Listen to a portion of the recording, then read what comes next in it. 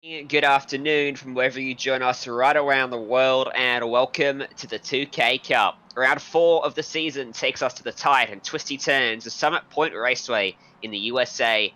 Last week at Laguna Seca saw an enthralling race with titanic battles right throughout the field. Shane Van Gisbergen driving from dead last on the grid from race 1 to the race win in race 2.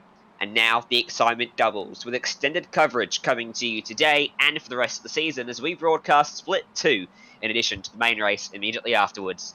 And of course live right here on the Global SimRacing Channel. My name is Ryan Jones. Alongside me in the booth tonight is Stefan Schlacker. And behind the scenes is director Jake Kennedy, using cameras made possible by Dougie Beard. And let's dive in and take a look at this track with our GSRC track guide.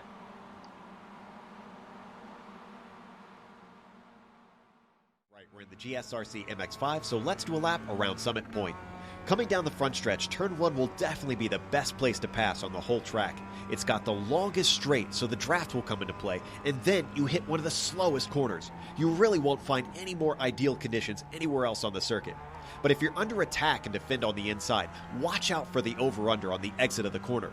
The good news is, turn 3 is the opposite direction, so even if your opponent gets underneath you, since this turn switches them to the outside, they'll probably need to completely clear you to get the pass done. Watch out for the crest on the exit though, since it'll be easy for the car to push out into the gravel.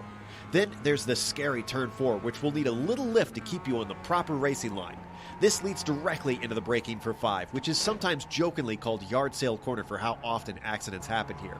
But now we start into the technical back half of the course with the carousel. It's going to be pretty much single file through here, but your run off of it can make a big difference in your lap time. If you get it just right, the S's of 8 and 9 are flat out, and you won't need to lift until the final corner. But despite the high speeds you'll reach coming up to 10, this is a surprisingly fast sweeper with very little braking. That makes overtakes pretty uncommon on entry. Because it leads back onto the front stretch, it's much more important to ensure you set yourself up for a good run off the exit. This should keep you safer from attack into the first corner. But if you kept it together, you've now hopefully finished a lap around Summit Point.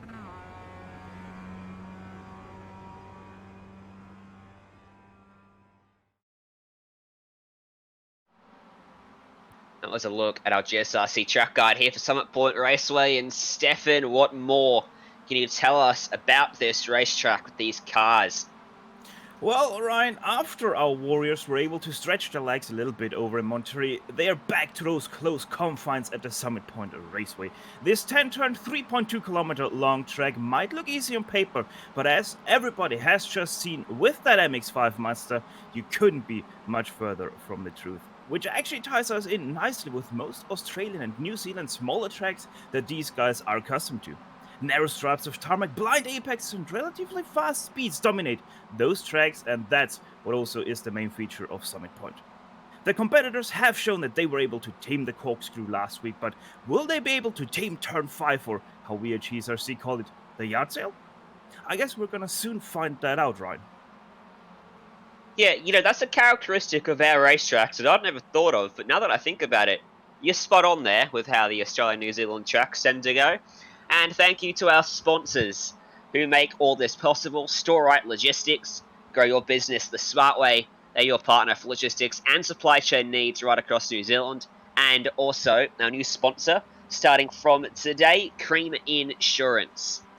And we go and have a look at our race details here. Stefan, 2 splits ahead of us today, which means 4 races. How's it going to come up for us?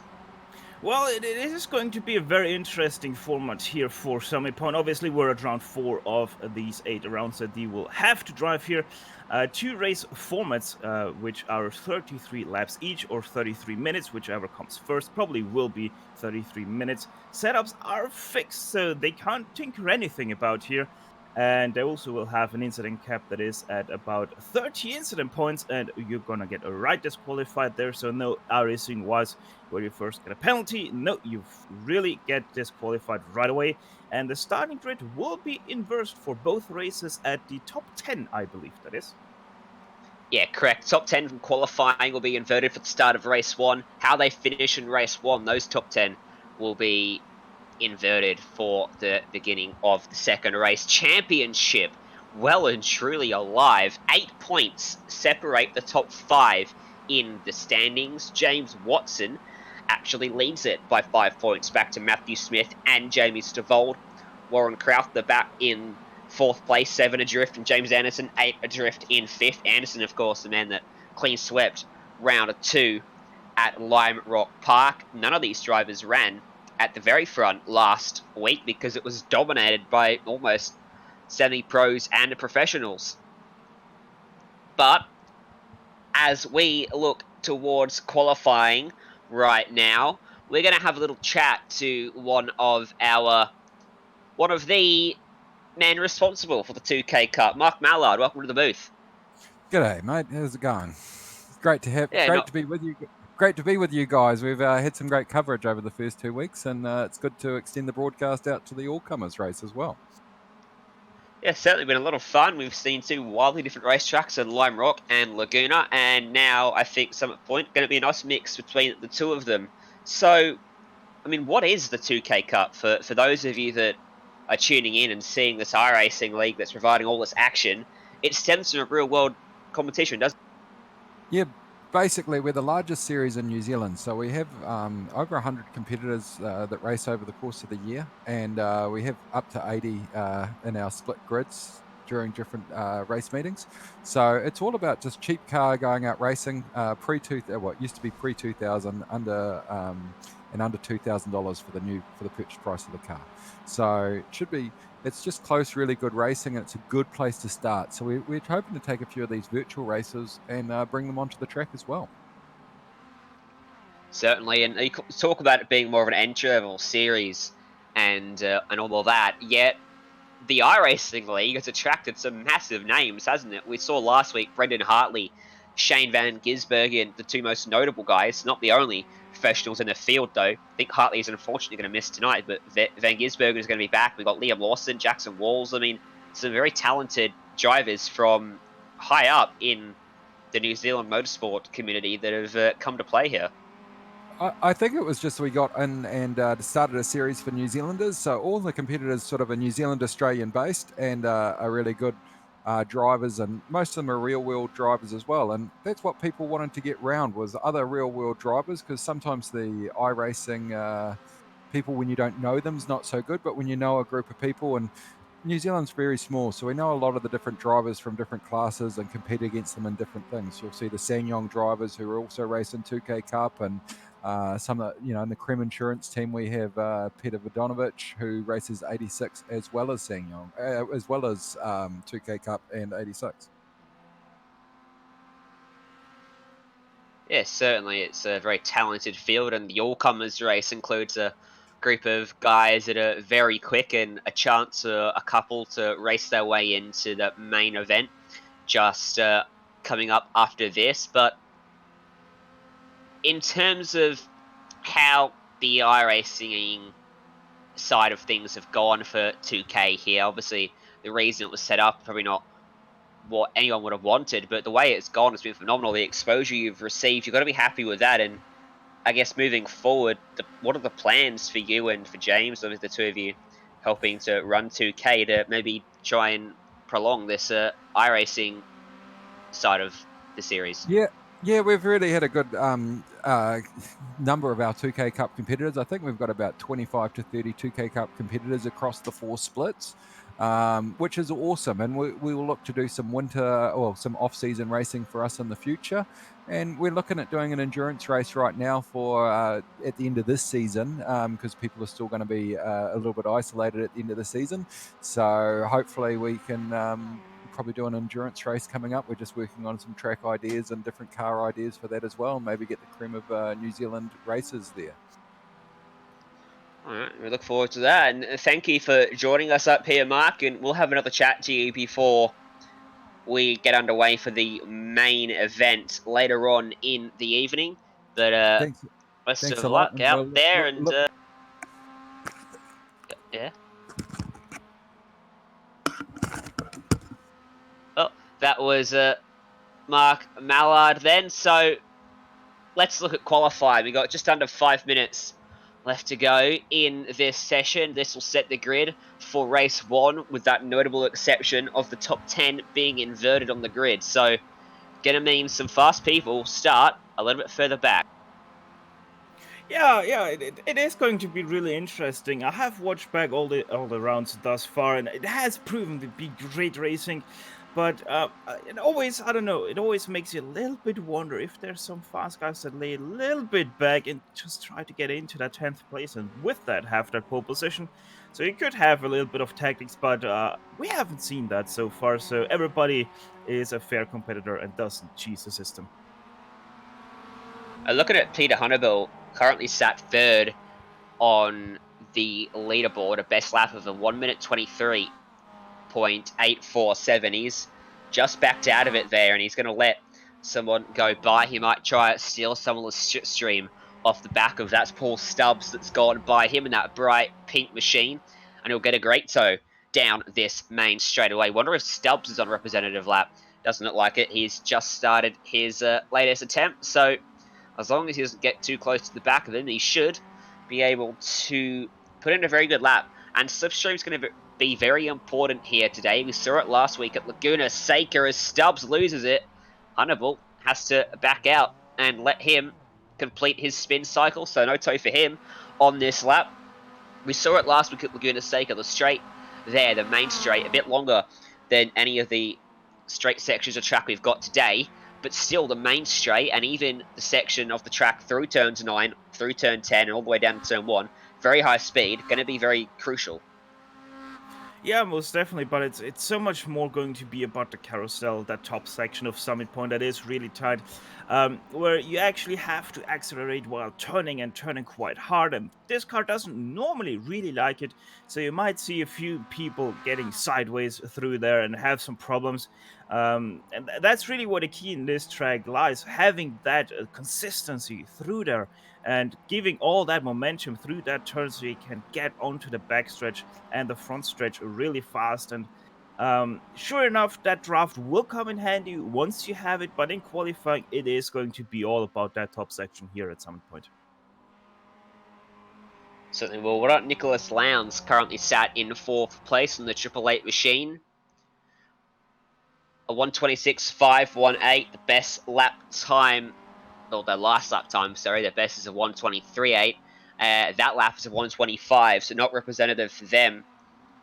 Got just enough time to get around and complete another lap before that timer runs down. Francis Spencer currently occupies what will be pole position if he stays in 10th place. If he drops one spot, it'll go back to 11th. He's lost the rear end to that last corner. That's something I think we're going to see quite a bit of today as drivers try to push the limits through those really high-speed final 2 corners of the racetrack. Zeal Jones in 22nd. That car was on the absolute limit through there.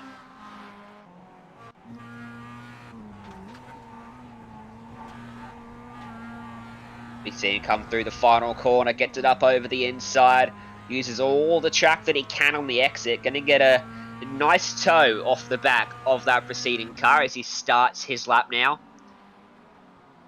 And he should, hopefully, manage to complete it, as he posted a 124.2 last time by, which will keep him in 23rd place. Another one back here is Richard Alford back in 33rd.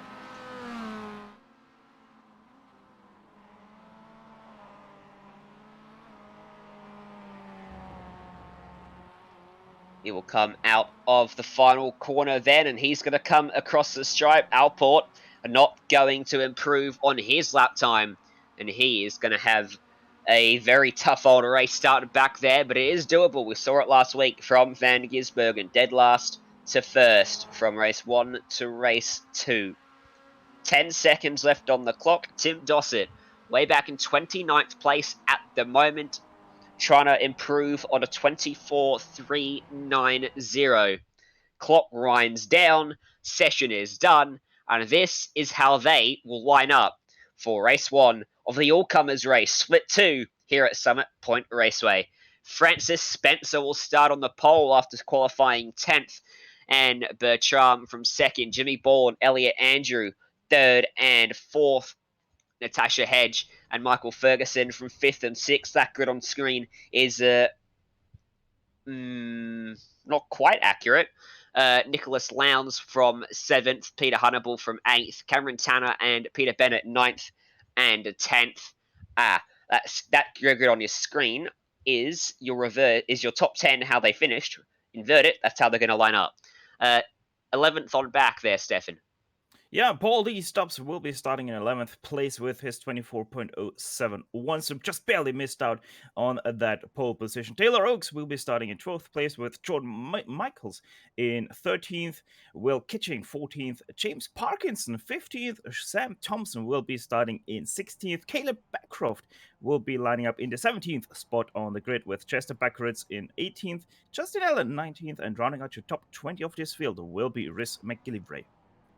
Conrad Clark and Chris Robertson off the 11th row of the grid. Then comes Zeal Jones, Mike Cullingford, Brock Timperley, Neil Gardner, Matt Jenkins, and more as the green flag's going to fly. Look how tight that main starting straight is. Drivers having to find a way by slow-moving cars in the background. As down into turn number 1, they're all going to file 3 wide for second place on the very inside of the racetrack, trying to dive through into the lead. Still side by side up front then. And quite some clears in the back, Ryan, as well. Through turn 1, 3 wide situation, someone got turned, and another turn there in turn 3. That's another crash. That's a big one once again in the midfield. That is a big incident and still going on as more cars join the parking lot off on the outside of turn number 4. So, finally figured out who's jumped out into the lead. They were so tightly packed, it was very difficult to see who'd actually got to that lead there. It's Bertram that leads them. Jimmy Ball in second. Francis Spencer, your pole sitter, has gone back to third. Elliot Andrew and Natasha Hedge round out the top 5 as they sit out there on the racetrack now. As Peter Hannibal loses it through turn 9, spins out into the tyres. And that Yoshi car going to go a long way back in the field. Going to have to let everyone go on by him. As back onto the main straight we come then. And it's a handy little lead that Bertram's got as they run side by side behind him. And look at Natasha Hedge trying to squeeze up the inside. Or trying to squeeze Elliot Andrew on the inside. But Andrew will go by and up into that next spot.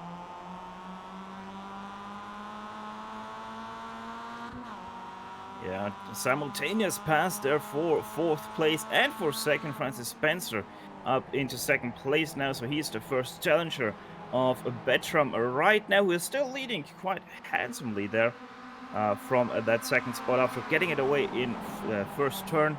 Francis Spencer most definitely will be looking at getting that 1st place back. That little king. Oh, that was a big crash in the back. Who was that? Michael Ferguson, Jordan Michaels. Yeah, he did not have all 4 tyres on the track. I can tell you that right now. We'll have to get a replay up of what happened to him as he slowly tries to rejoin. Here we go. This is a look at the replay coming out of turn number 3 into the very fast 4th turn on the racetrack. It's flat out, side by side. It's difficult. A little bit of contact. They both spin. And up onto 2 wheels he goes. Into the fence, lands on all 4, but big damage to that car.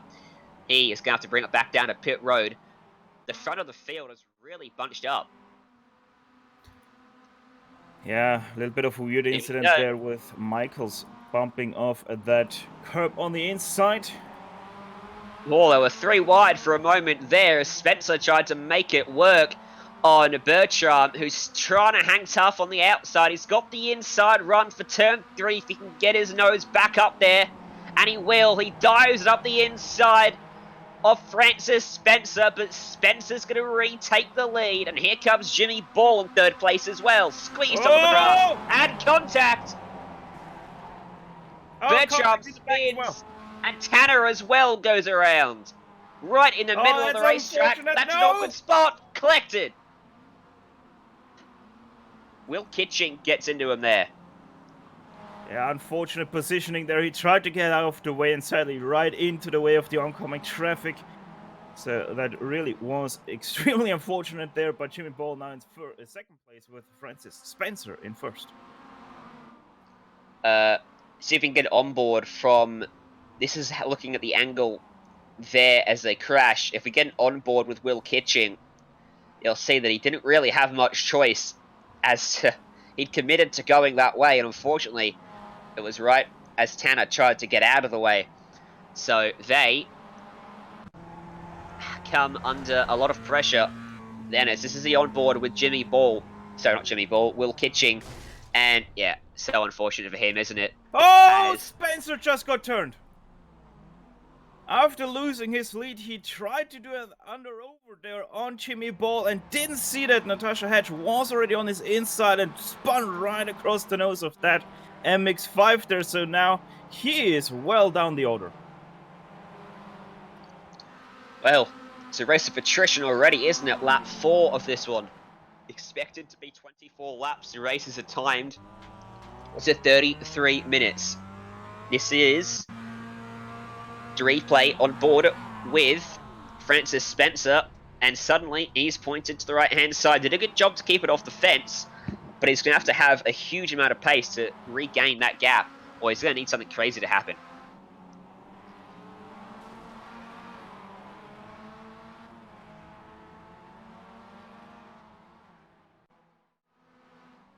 So we look back to live pictures now, and that in third place is Elliot Andrew, up behind Natasha Hedge in second. Further back in the field, still plenty of battles happening. This is the number 88 car of Justin Allen. That's where Francis Spencer has shaken back out in the field. He runs now in 6th place. He might be back in 7th as we ride on board with Allen. He looks to the inside of Spencer, and up the inside he will go. They break at the same point on the racetrack, and Spencer trying to go for the over-under, but Allen just held it up in the middle of the corner, prevented him from doing so, and Spencer has to tuck in behind, and Caleb Beecroft has clawed up to the back of these guys as well. Yeah, a little bit four-way train there starting to form for that 6th place. Justin Allen, great move from him to get into that 6th place, but I'm pretty sure that Francis Spencer won't be too happy about losing that position. When you do get spun, or you make a mistake or whatever, and you end up back in the pack, it can shake your confidence a bit and rattle whatever rhythm you've got going, and the car might not be damaged at all, but you yourself might be driving it a little bit slower, and often it can compound from those little mistakes. And I wonder if Spencer might be suffering a little bit from that at the moment, because certainly doesn't seem to have as much pace as you might expect from him back there at the moment, as the lead has extended out to 1.5 seconds now in favour of Jimmy Ball. Remember, the top 10 finishing order from this race will invert for the start of race number 2. So for Francis Spencer, it's not all over with yet. If he finishes 10th, he might be on pole once again, as into turn 1. Caleb Beecroft is all over the back of him in that Red Bull sponsored livery. Looks like that is a Lounge tribute, that one, with the Autobahn sponsorship on the back. What year is that from, Stefan, that particular livery? That is a good question. Feels like 2017, yeah. I think you would be quite perfect with 2017 there, yeah. I think you're probably right. Either way, it's a Red Bull livery, we can tell you that. And he's running number 88. So, well, he was. Who is? Alan's running the 88. Nicholas Lowndes running the 888. Don't know if there's a relation there. But plenty of Red Bull fans in the field as they're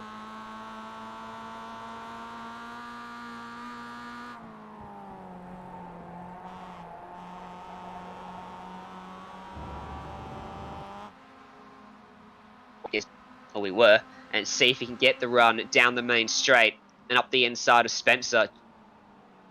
Down into turn 1, you see as they dive down the hill, it flattens out just a little bit before they get in to the braking zone. And they've got a couple lapped cars in front of them as well as the battle between Oaks and Allen for 5th place. That's very tight as well. So this could be a 4-way battle for 5th in a second. Yeah, it most definitely does look like that right now. Francis Spencer and Callum Beecroft, they're both quite a lot faster than that battle for 5th place. As last lap, also Natasha Hedge has posted a fastest lap at 23.567, right now standing as the fastest lap in the race.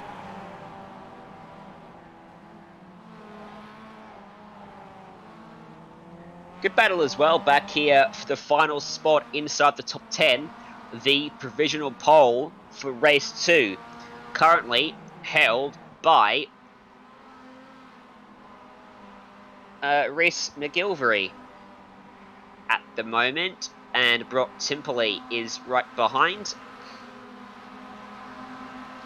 Just trying to figure out, because there has been a big change of position in that little battle on this lap. They've all lost a spot, from what I can tell, from last time they crossed the line. Now we go. Now the timing screen updates, and they are fighting for 9th on the racetrack. Timperley holds the race 2 pole at the moment, as back up to the battle for 6th place, 5th place make that Taylor Oaks, Allen, Spencer Beecroft, all starting to close up now. Yeah, and 4th place actually isn't too far away either. That's Bertram right now. Your 2nd place on the grid. Just about, what is that, 4.5 seconds away from Taylor Oaks, and Oaks is right now much faster than Bertram, so might even be soon a battle for 4th place instead of 5th. Yeah, Bertram ran a 126 flat last time around. Taylor Oaks... Wait, really? Yeah, 126 flat, and then a 124.6. I had to double check that, because that is a huge margin in terms of lap time, isn't it? 1.5 seconds quicker. It's massive. We'll see if he made a mistake and whether it equalizes it a little bit more on this lap, but Bertram's under pressure from Tim Dossett, who's a lap down here.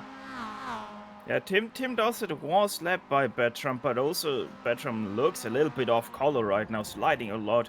Not really being fast. Look at how much more speed Tim Dossett is actually able to keep here out of the last turn. And nearly is going to unlap himself right now. Actually is going to unlap himself. So it seems like Bertram has a little bit more damage than we are seeing right now. Outbreaks himself into turn 1. Makes it still on the tarmac. Oh no! Behind them, there's contact. And around goes Justin Allen. Innocent victim to that. Spencer was covering off Beecroft down the inside. They both outbraked themselves a little bit, and unfortunately Allen was in the wrong spot at the wrong time as Spencer ran a little bit wide of the apex and into his right-hand side. Take a look at the replay of this one here, Stefan.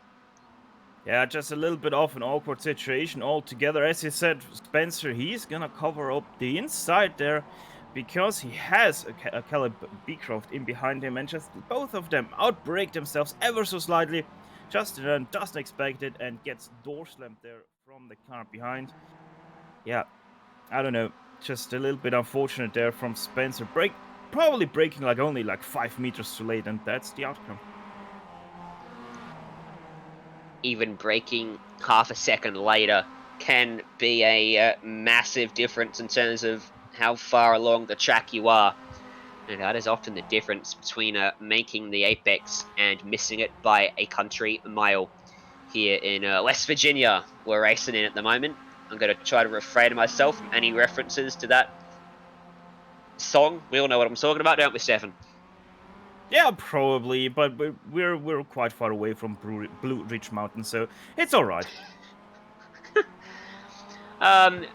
Last time by, Bertram was slow again. He'd equalised it on the previous lap where we were mentioning him. He only ran 2/10 slower than Taylor Oaks, but this time by it's a 25.1 and Oaks a 24.7. So definitely struggling, and I think unless he finds a big change in his driving, he's going to come under pressure. Much similar to how Spencer's coming under pressure now, as Beecroft will dive up the inside at turn 4, and Spencer, but a millimetre away from clipping the grass on the exit of the corner, he holds him off and goes for a bit of a slide as they exit turn 5 as well. Fantastic defence from Spencer. Beecroft must be getting frustrated now because he's got the pace, but he's struggling to make the overtake work. Yeah, you can really see how Beecroft is working for the pass, but right now Spencer has him covered. And yeah, I don't know, it is going to be interesting now what Spencer can hold speed-wise, because he has the damage on the front left. That is the grass he's breaking on. Somehow saves it. No, he doesn't. Goes around. Oh, he was so close to holding on to that. And in the end, comes up just a bit short.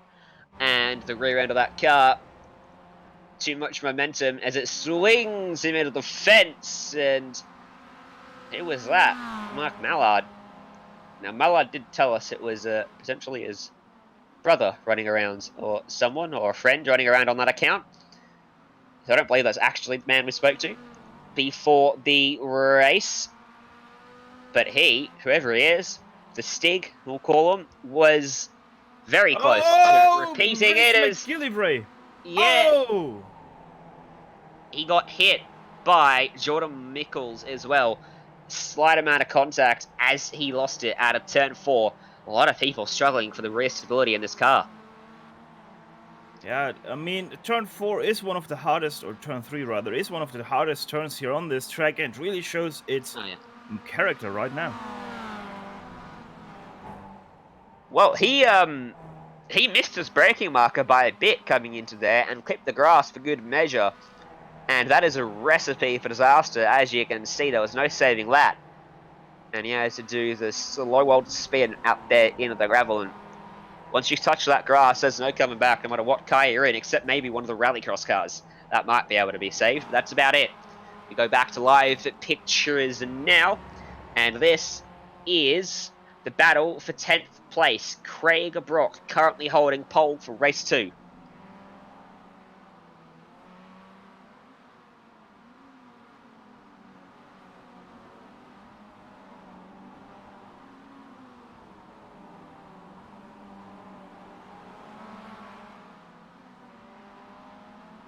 Side by side down the main straight with these guys, and into turn number 1. Oh, he's on a bit wide. That was Cameron Freeman trying to make the move work.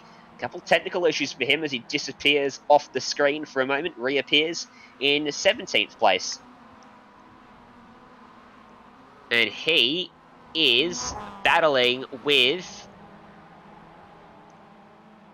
Chris Roberts, that is, for that 16th place, as Cam James ahead of them makes a big mistake through turn 3, but he isn't being punished because he's able to keep his car together. That's Chris Roberts into the back door for him, able to save his car, but 2 positions lost, and Cameron Freeman says, thank you very much, I'm 15th now.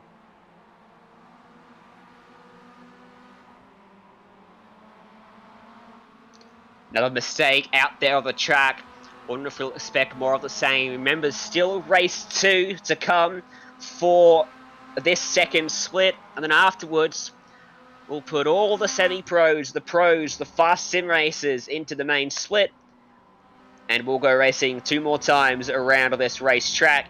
Stay tuned if you like Van Gisbergen, Liam Lawson, Jackson Walls, some potential Formula 1 future races there. Current Supercars champion as well in Van Gisbergen. Quality field a little bit later on in this broadcast at the moment as we watch that number 99 car of Cam James trying to dice his way through the field. That was a great move there on Chris Robertson. I thought he might overshoot that turn and hit Cameron Freeman, but no, very well held there from Cam James. And maybe, just maybe, has the setup for turn number 5.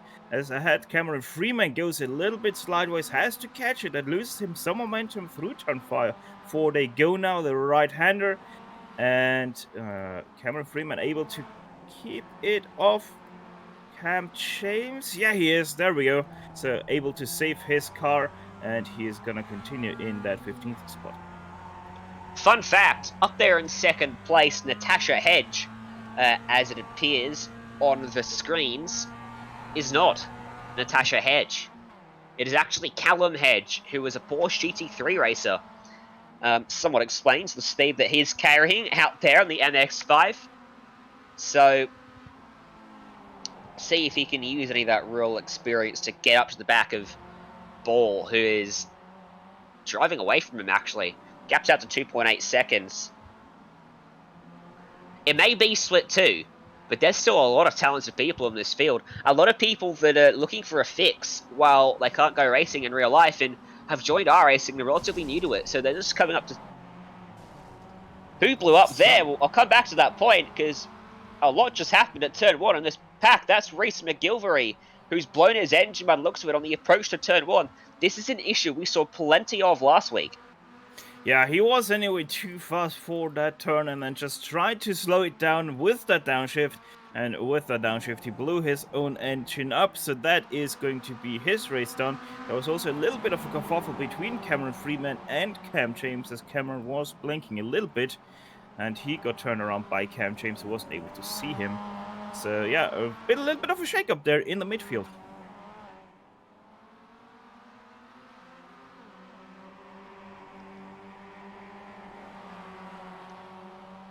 Yeah, so a lot of real drivers from the real world who run around getting up to speed with iRacing, and it is a little bit tough to get up to speed with. I mean, look at Jimmy Johnson, 7-time NASCAR champion. Do you know how slow he was in the first Pro Invitational they ran? He got lapped and then caused a massive crash amongst the lead lap cars. It is tough to get your head around initially. Eventually, you'll come up to speed, but a lot of the guys here run around in real world in various series and dipping their toes into sim racing, doing a good job at the moment because they're still running a very good pace towards the front of the field. Big drama back there in the battle for 16th place. Francis Spencer, all sorts of out of shape. He's all the way off the left-hand side of the screen. There he is. Did he miss his marker? He missed it so hard he nearly went back to Australia. That was quite the mind lapse there, just braking way too late, somehow able to keep it out of the 2 cars ahead of him. And also one thing I just spotted is that... How did he miss Cam James? Yeah, I don't know how he missed them. That was quite some driving there from him. But also one thing that I realized just now is that we have a new fastest lap, and that was driven by 2 laps down car. It's car number 76, Will Kitching, in 38th place. So even though he's down there, he still has quite some pace. Certainly. And just found out another little nugget of information about our driver running around in 10th place, Craig Brooke. Started 31st, he's clubbed to 10th, so he's gained 21 spots, which is mightily impressive. Being told that he might gain some more soon. He might, but he is the nephew of a famous Peter Brockvetter, who needs no introduction here in Australia and New Zealand racing. So, exuberating some of that talent that he's got floating around in that family and putting it on display here. Let's see if he's got the overtaking nuance. He's got a pack of cars lined up in front of him, led by a laps car of Jordan Mickles, then Zeal Jones, Mike Cullingford, Brock Timperley. Then comes Craig Brock in that group at the back. Yeah, 5 car lined right now there. Jordan Michaels really trying to get his position there defended. Actually, no, sorry, that is a left car. I just realized 28th place. So he's not in that battle right now. It's only 4 cars and Craig Brock trying to do that inside move on the last turn. That might be a little bit too ambitious. It is! As they touch, and that's Brock Timperley nearly spinning out, saves his car even from the oncoming traffic. Great job. Bit of damage to that car as a result. He goes backwards outside of the top 10 now.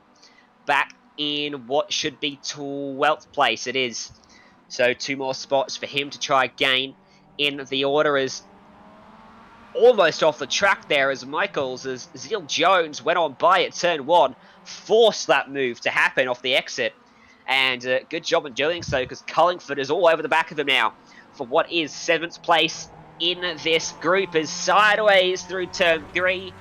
And there could be a bit of foxing going on here. We heard Van Gisbergen mention it last week after the race. He thought there was a bit of foxing in this league and the battle to be 10th to get the pole for race 2. I wonder if Jones maybe might be happy to lose this spot, because if he does, we'll put him third for race 2. Yeah, right now the account of Marc Mallard is having that spot in 10th place. Who's, I think he said it's his friend that is racing right now from his account. So it isn't Marc Mallard himself, but a friend. Though he is right now in that 10th place, and it is going to be interesting how he's going to fare that battle with Justin Allen, who's coming up to get that 10th place away from him in just a few moments.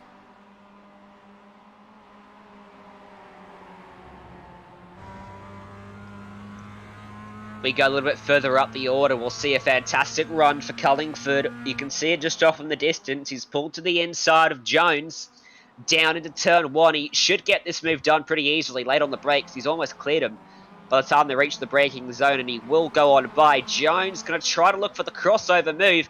Gives him a little bump, gets him out onto the grass on the right-hand side of the racetrack, and now he has the inside line for turn 3. Let's see if they can stay door-to-door through here. He will take the spot back, gives him a bit of a hip check through the corner. Cullingford has to get out of it, and here comes Craig Brooke to the outside of him. He'll take that spot away as they run down through the very fast turn at number 4 of the chute, and then hard on the brakes into turn 5. Yeah, well held there by Craig Brooke. Makes that move look easy, even though it isn't, because of that slow car there with Mike Cullingford. But he probably will be kicking himself after a little bit of a mistake, just too eager on the turn in, and hits Seal Jones there a little bit on that right rear panel.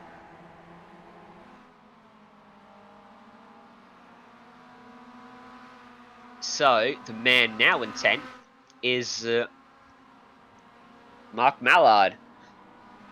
So Jimmy Ball, if we go to him, we'll run through the top 5 for you. So Jimmy Ball has been very comfortable ever since the calamities of the first couple laps amongst the leading group. Leads by 3.8 seconds. He's going to have his work cut out for him in race 2 to come through the field. He started this one from 3rd. Going to be a bit more difficult there in the next one. And then Hedge back there in 2nd place. Not Natasha Hedge. It is Calum. Is pretty comfortable with a 7-second margin back to the 3rd place man of Elliot Andrew. He's got a massive gap back to Bertram in 4th. He's 18 seconds off the lead. Then it starts to close up a bit. 3 seconds behind him is Taylor Oakes, who's got 6-second margin back to Beecroft, who's all by himself. Then comes the big battle for 7th place, led by Jones. Brock's in there, Cullingford, and Justin Allen. Marc Mallard just off the back of them as well. Yeah, Justin Allen was able to get that 10th spot away from Marc Mallard as he made a mistake through the last turn. So Justin Allen now your 10th place driver. Also Mike Cullingford lost that 8th place from Craig Brooks through turn 1. So a little bit of a shake-up in that group while we were away for that top 10 rundown.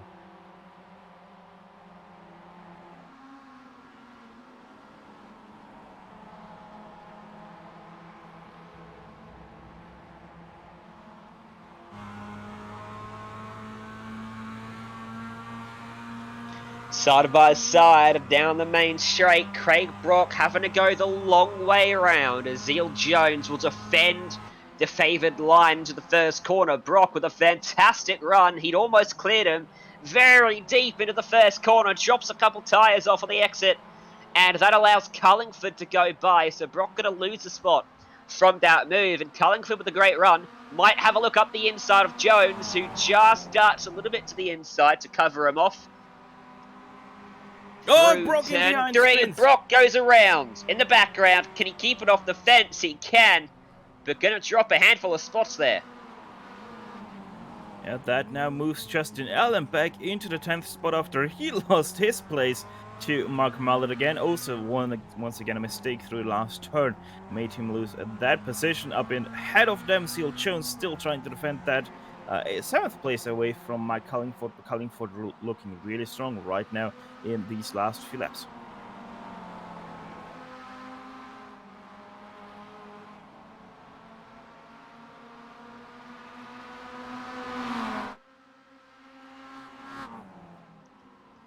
Battle will resume as they run down to the first corner again. Cullingford gets his nose to the inside through the final corner. Momentum wasn't forthcoming out of it though. Lapped car will dive out of the way down this main straight. He'll allow them to battle down into the loop. Turn 1. The run comes for Covingford in the slipstream. Pulls to the inside of the racetrack. Laid on the brakes. Jones trying to hold it round the outside. Did a fantastic job to keep the car there. And Cullingford struggling for grip out of the corner down there on the dirty side of the racetrack. Only 4 laps to go in this race as they run wheel to wheel once more through turn 3. Jones swipes it across the front bumper. They exchange paint, but they keep it straight. Down into turn 5 now. Great move there by Seal Jones to cover off that 7th place. And now Mike Cullingford nearly trying to get back there onto that turn 5, but not gonna happen right now as Seal Jones puts on a nice 11 there out of turn 6. This is a fantastic battle here. And the amusing thing is, the better they do in this battle, the worse they start for race 2. Which is one of the fun things about this series, because reverse grids always provide action, and they always provided drama and a little bit of foxing towards the back end of the races, but these two seem determined to go at it tooth and nail here for the best spot they can achieve on the racetrack. Of course, they are paying points as well in the championship as Jones defends the bottom side of the track again into 1. Cullingford forced to the very outside. Brakes late, checks it up nice and well, but couldn't quite get the run. He was looking for a crossover move there, Stefan, but he didn't quite get the car alongside Jones quick enough. Yeah, Cullingford tried to do that switcheroo again. Oh, they nearly touched. Seal is gonna not lose it somehow. How did he keep it that out of the wall? But that moves Mike Cullingford now up into 7th place. Cullingford tried to do the switcheroo there in turn 1, but he got blocked off by Seal Jones. And a little bit of a kerfuffle still going on, and that means Justin Allen now completely back in the picture for that 7th place, as he is to the back of those. I think kerfuffle is the right word there, Stefan, because I would dare say that Zeal won't be too happy with Cullingford. That bit of contact, it was probably an innocent bit of contact between them, but it was a mistake that's forced the move and cost him a spot. Through the last couple corners there. Oh, that's a car under the background too that you just saw. At the very back of the screen. We'll stay with these guys though. Down to the inside, trying to shake the draft, forming a snake down the main straight. 2 laps to go then in this race. The battle for 7th on the track as Justin Allen gets his line cut off through the first corner as Jones throws it in. Can't get close enough. If he gets close enough, does he give a return serve to the back of that 32? Yeah, just about 50 seconds left to go in the race, so we're probably on our second to last lap right now. Seal Jones most definitely has to make his corners count because not too long to go until the checkered flag drops. Oh, and Jimmy Ball is right now in the pit lane. What? Jimmy Ball is driving through the pit lane. Why is first place So all is of a sudden Elliot in Andrew. pit lane? So too did Elliot Andrew. So Callum Hedge becomes your new race leader. Jimmy Ball goes back to 2nd. And Elliot Andrew, who also drove through pit lane, is stopped in the box. Now that is curious. The white flag is in the air for the drivers out there. One more time around on this battle. And Cullingford now with a pretty handy margin down to this main straight. He doesn't feel the need to move across the track, try to shake that draft, because Zeal Jones is not close enough. There's a telltale damage to the back of that number 65 MX5 Mazda for the contact between himself and Cullingford earlier on. Through turn 1, that might have been the last opportunity for him. Very difficult to make a move happen on the rest of the track. Turn 3, potentially the last spot that he can get it done. It doesn't look like it's going to happen for him. Out front, Callum Hedge. How it fell into place for him. Started this one from 5th. was involved in that big battle earlier on, and suddenly, somehow, finds himself leading the race out of the final corner. Race 1 of the all-comers split is won by Callum Hedge, your Porsche GT3 racer. He will start from 10th place here for race 2 as we look to invert the grid. Jimmy Ball will come across in second.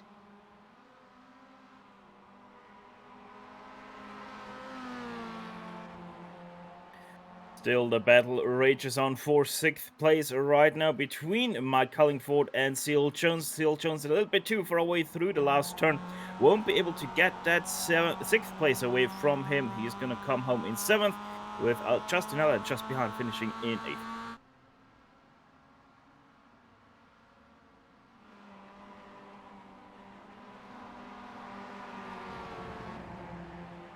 Going to be really close across the line between these two. Very close. And going to be won out by the pink and white man down on the out.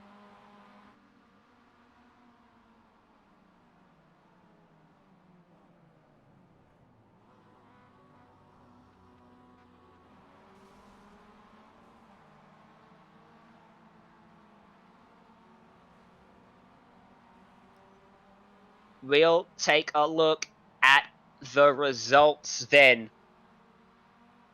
That ain't right. Nonetheless, that was a very good race.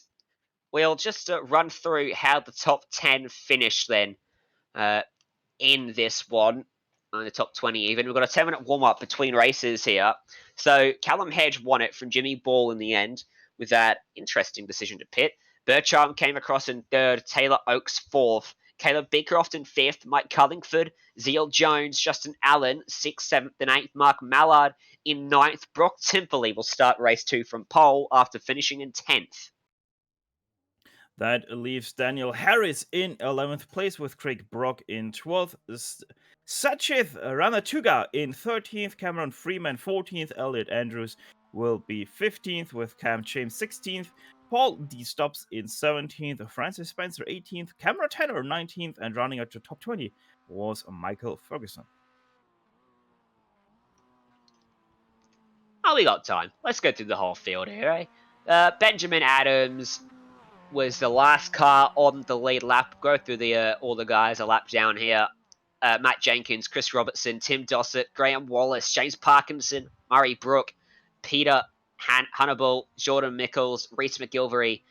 We had top 30. The rest of the drivers all finishing a couple laps down or retired from the race.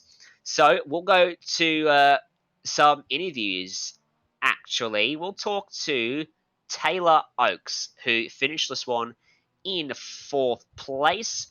Taylor, welcome to the booth here on the Global SimRacing Channel. 4th place for you today. Looked like a pretty hectic event out there. Yeah, well, I actually didn't have too much to do in that race. I just played it quietly and everyone drove off around me.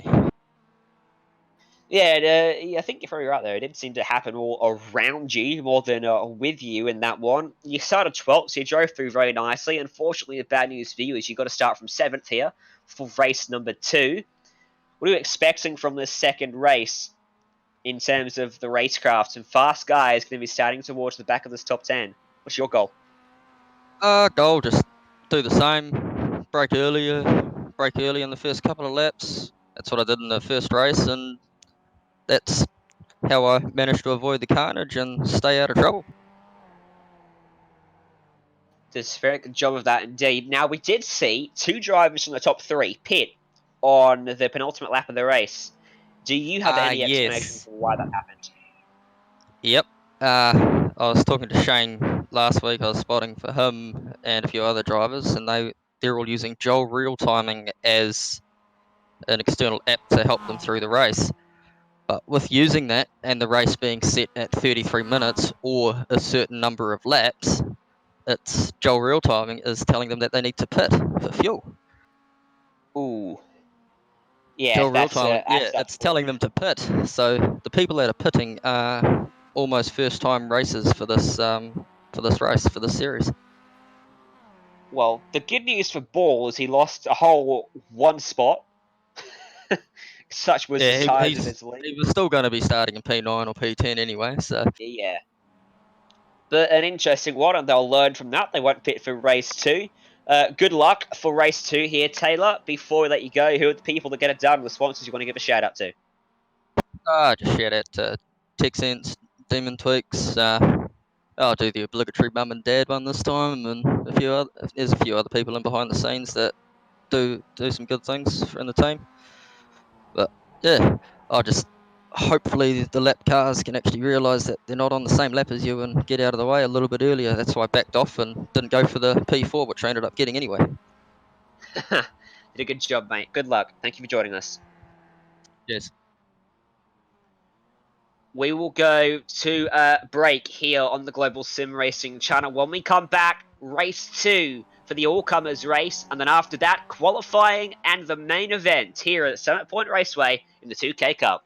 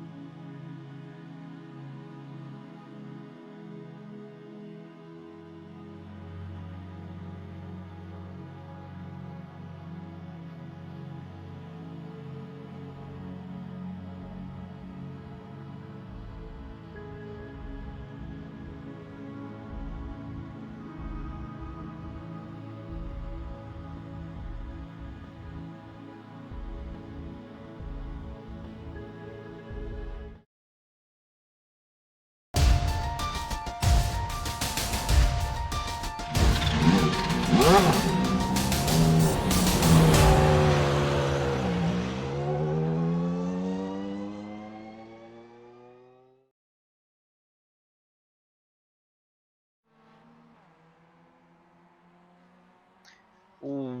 back to the Global Sim Racing Channel for our coverage of the 2K Cup, covering the all-comers split and the main split, featuring Van Gisbergen, Liam Lawson, and many others. Getting ready for race 2, the final race of the all-comers split. Top 10 inverted from how they finished at the end of race number 1. 30 seconds left in the warm-up here. Looking forward to this one here, Stefan? Most definitely, Ryan. It is going to be interesting to see how this one is going to develop. In the first race, we had top 21 roughly in one lap, so probably going to expect that once again with this 44 car field. Should be an interesting show, most definitely, because yeah, race 1 was a little bit clumsy. I think we can all agree on that. So probably we'll see a little bit of a cleaner start here today, right now, hopefully. Checkered flag's going to come out. Not going to have long to grid up here, just under a minute for them to get on the grid. So we'll go through the first few spots. This is how the top 10 will line up. Brooke Simply, Marc Mallard, Justin Allen, Zeal Jones, Mike Cullingford, Caleb Beecroft, Taylor Oakes, Bertram, Jimmy Ball, and Callum Hedge. Next 10, Stefan. Daniel Harris, Craig Brock, Satish, Sashith, Ranatuga, Cameron Freeman, Elliot Andrews will be starting in 15th, Cam Champs 16th, Paul D. Stubbs, Francis Spencer, and Cameron Tanner, and Michael Ferguson round out your top 20. I haven't talked about the weather at all today. I've just noticed. The track is 53 degrees. Come on. 128 Fahrenheit for the people out there in the one country that use that unit of measurement. But that is hot, man. No wonder everyone's struggling for grip. There's none of it out there because that is a very, very slick racetrack. The timer will tick over a minute. The red lights will come on. The revs will rise.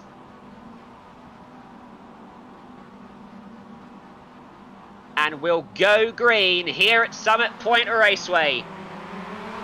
Marc Mallard, which is Mike Keys, gets away poorly, and they're all bunched up behind. What about 3 wide, through the middle, 4 wide for the lead of the race, down into turn number 1. No way this works out. It works out so far. They can't make contact behind, and out into the gravel goes one of the drivers. Didn't quite catch who it was, but there's still 3 wide. Callum Hedge on the inside of the track, down into turn number 3. Will sweep on by Jimmy Ball, who tucks back in behind. These are the guys that finished 1-2 in race number 1. They're side by side for the lead of the race as well. Well, it most definitely was cleaner than the start we have seen in the first race, but there's some yard sale going on. 2 cars into the barrier very hard. I'm still trying to figure out how 4 wide into turn 1 worked out. The track isn't even 4 cars wide, people. After it all shakes out, Justin Allen leads the race. Marc Mallard, is second. Caleb Beecroft is into third. He was the man that tried to thread the needle into turn number 1. He had the whole shot. He tried to go from 5th to 1st. He's going to go from 5th to 2nd on this first lap as Mike Keys runs wide, and he'll take that spot away before they cross over the start-finish line. Cullingford runs in 4th with Callum Hedge all over him, and gonna go for a move down into turn number 1 as Mike Keys comes back on Whoa! and completely overcooks the corner straight off the racetrack, and Hedge is followed through by Ball, so Cullingford loses a couple, might lose out to Bertram now as well. A little bit of a hectic start, but it was cleaner in the top 20 than the first race. Bertram gets shoved off the track, keeps it somehow together, is back on the track, but he might lose out to Taylor Oakes now, as he's coming up in that 313 machine. No, he's lifting, so Bertram safe for now.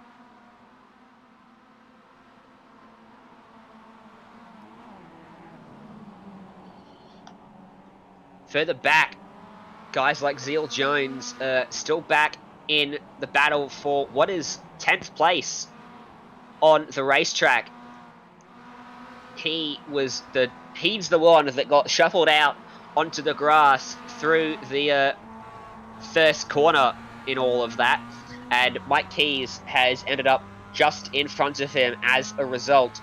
Remember, Mike Keys is Marc Mallard in this race. So Jones will try to go on by him. He struggled for a bit of pace with Keys in race number 1, and Jones did not, but he had a couple issues, which ended up with him in the back half of the top 10. It's on for the lead of the race, though. Back into the first corner we go.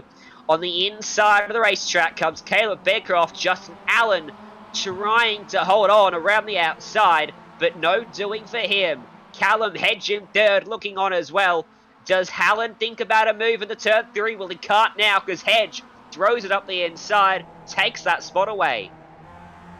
And he might be losing another one because here comes Justin Allen. Actually, Allen under pressure now from Jimmy Ball side by side. No, Ball is dropping the ball here a little bit and not going to go for that move right now. As there's a shove in behind Cullingford and Bertram get together for fifth place rather, as Taylor Oakes now side by side with Cullingford in behind. It looked like Bertram massively overcooked that corner and shoved Cullingford out wide. Big shame for Cullingford. Oh, Oakes had to just dab the brakes there. Lucky he did, as he would have turned Cullingford right around.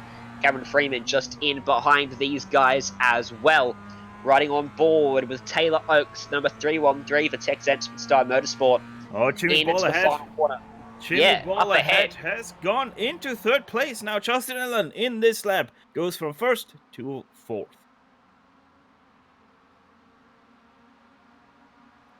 It's on for the lead once more. Here comes Callum Hedge to the bumper and to the inside of Beecroft, and around him he goes. Beecroft looks for the crossover move, wasn't able to execute it there through turn number 1, and Callum Hedge gets into the lead.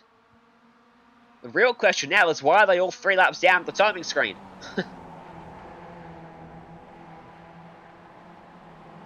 No, we don't know, but we can tell you that they're all on the same lap, at least at the front here. That was Elliot Andrew, who almost lost it through turn 3. Yeah, and I was just ahead of Jimmy Ball. So very lucky for Jimmy to not get collected in a little bit of an incident with Elliot Andrews. Also, it seems like that Mike Kelly has had some problems, as he is now all the way in 20th.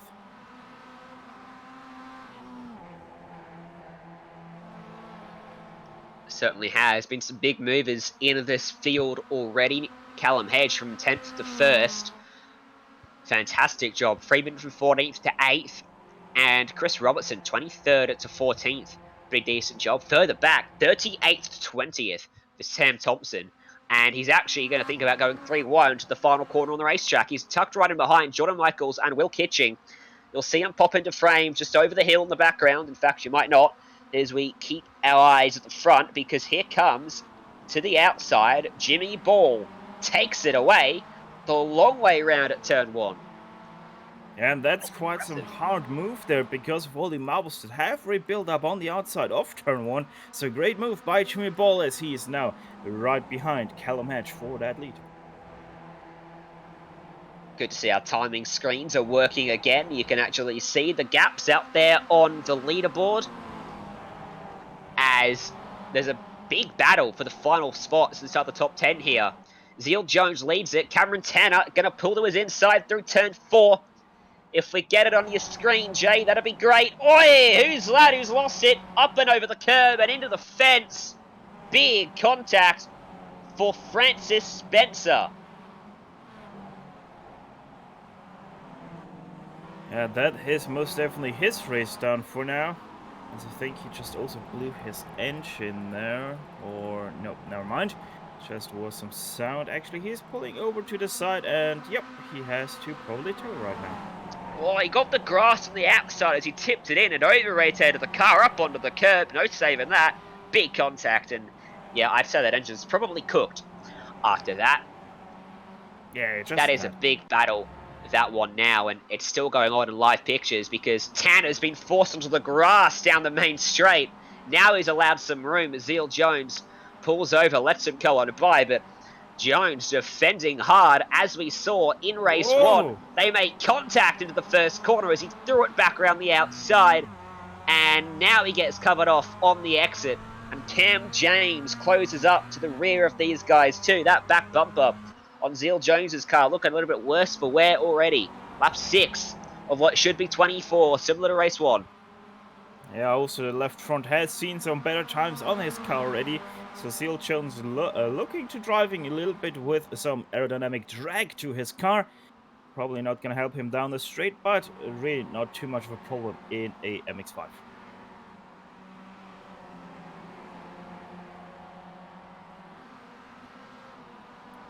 Only 3 tenths. Let's go to the front.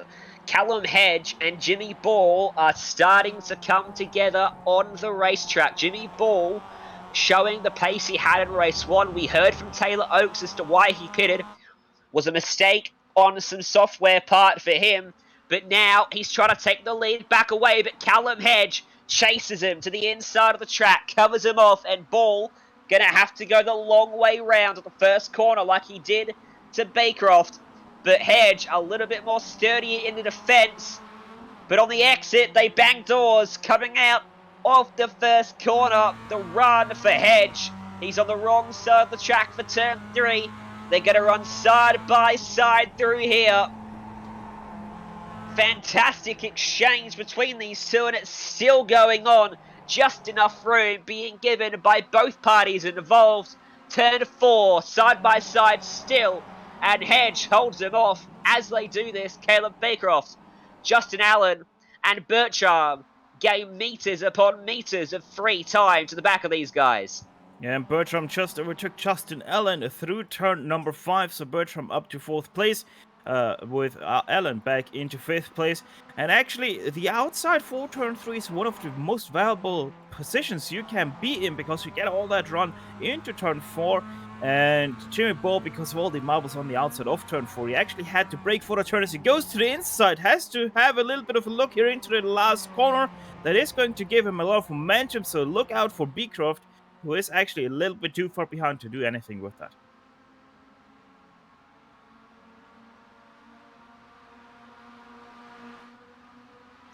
Let's see, turn 1 again. Callum Hedge, will he defend? No, he's confident that Ball can't get by him this time by. So they stay line astern through the corner. Fighting for transfer spots into the main race. We believe 3 people will advance into the main event. It'll be the same format we've seen for the all-comers. A 15-minute qualifying session, followed by 2 races of 33 minutes each. Should be 24 laps, might be 25. Depends on how quick the drivers are. Depends if someone like Van Gisbergen gets out front and dominates like they did in race 2. In the background, straight on went Bertram. Baycroft gets collected as well. That's not the first time Bertram's done that. And Baycroft gives him one back, puts him in the fence, says see you later.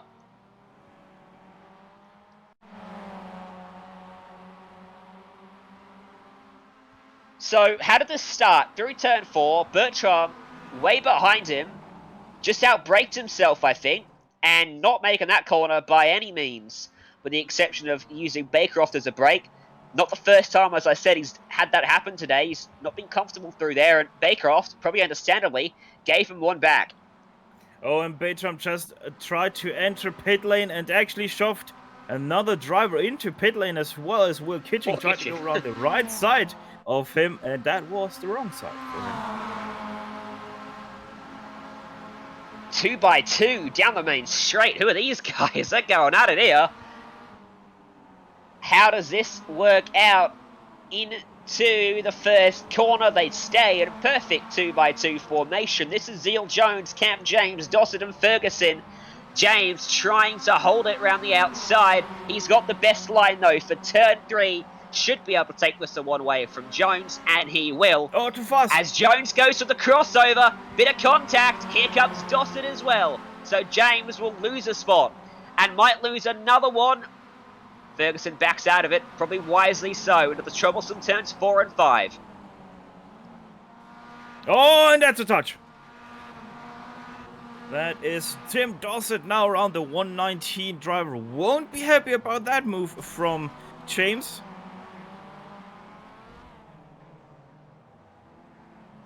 And Dossett looks like he might be out of this race. Certainly going to turn back to pit lane. That car's in an awkward spot. And he does take the tow, the virtual tow, back to the pits. As we take a look at the replay of the incident up the inside. And James just don't think he quite had enough of the car up there to make that move work. Or to really command the inside line. And he got hit as well as he rejoined just to rub things in. Yeah, insult to injury there, and we actually have a battle right now for first place between Callum, Hedge and Jimmy Ball. They're side by side once again, going now through turn 3, as Jimmy Ball has to let off a little bit, and that means Callum Hedge right now once again defending his first place. But here comes Jimmy Ball through turn 4. They are line astern, and here goes Jimmy Ball to the outside, maybe looking for a little bit of a switcheroo. No, he's not going to get that.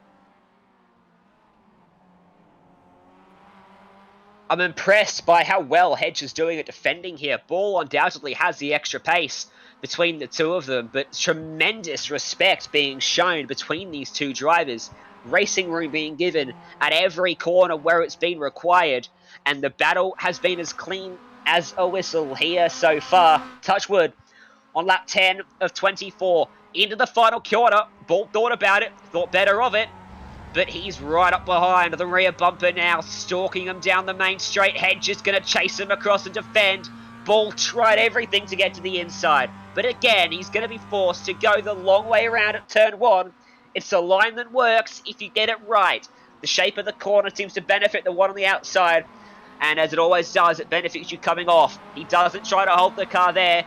He looks instead to get the run and get the crossover, but didn't quite execute it. Gonna have to wait a little bit more. The more they battle as well, the more chance Justin Allen has of clawing his way to the back of these guys. As off in the background, that's one of the pink machines who's run into issues.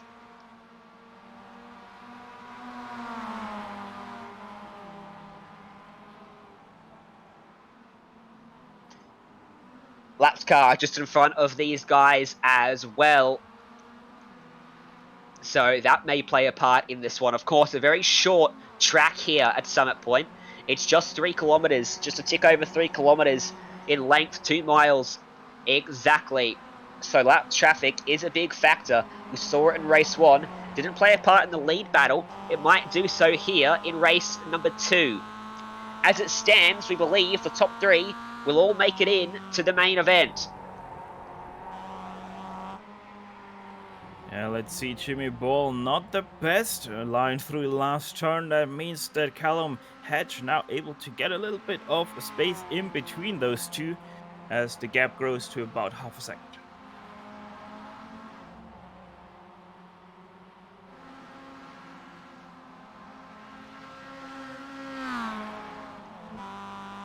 Mike Cullingford and Cameron Tanner going at it for 6th place too. Tanner's just a little bit far back to make a move happen in the first corner at the moment. It's a huge battle between laps cars further up the order too, just in front of these guys on the track. Cullingford going to come under a lot of pressure from Tanner in a moment. This is that battle between quite a few quick drivers actually. Bertram, Elliot Andrew, Benjamin Adams and Sakith Ranathunga up there in 22nd. Bertram and Andrew have both been at the front of this field, have both had issues so far. Bertram again goes to the inside at turn 5. This time, it's a hell of a lot cleaner than it was the other 2 times we've seen it, and he takes the spot away.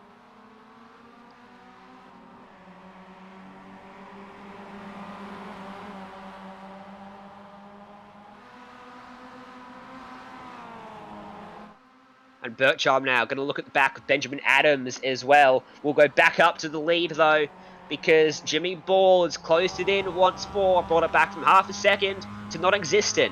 Lapped car just in front, that's Will Kitchen. Will he play a part in this battle? He goes to the inside of the track.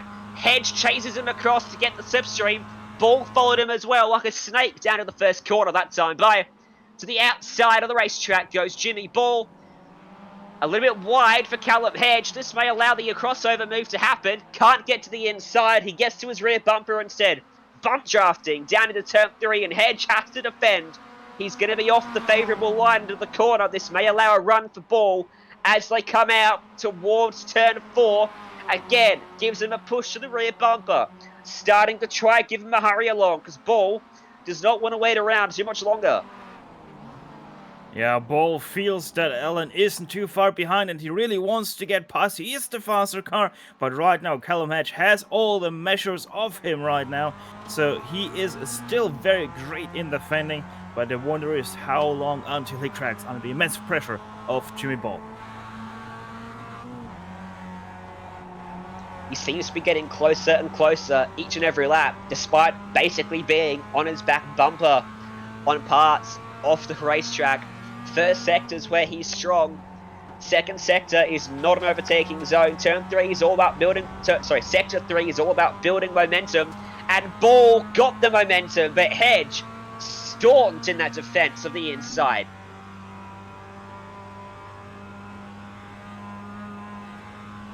And once again, here comes Jimmy Ball. He thought about the late lunge. And too late on the brakes for Hedge. He makes a mistake. He gets sideways. And into the lead goes Jimmy Ball. He cracks under the pressure. Does Callum Hedge.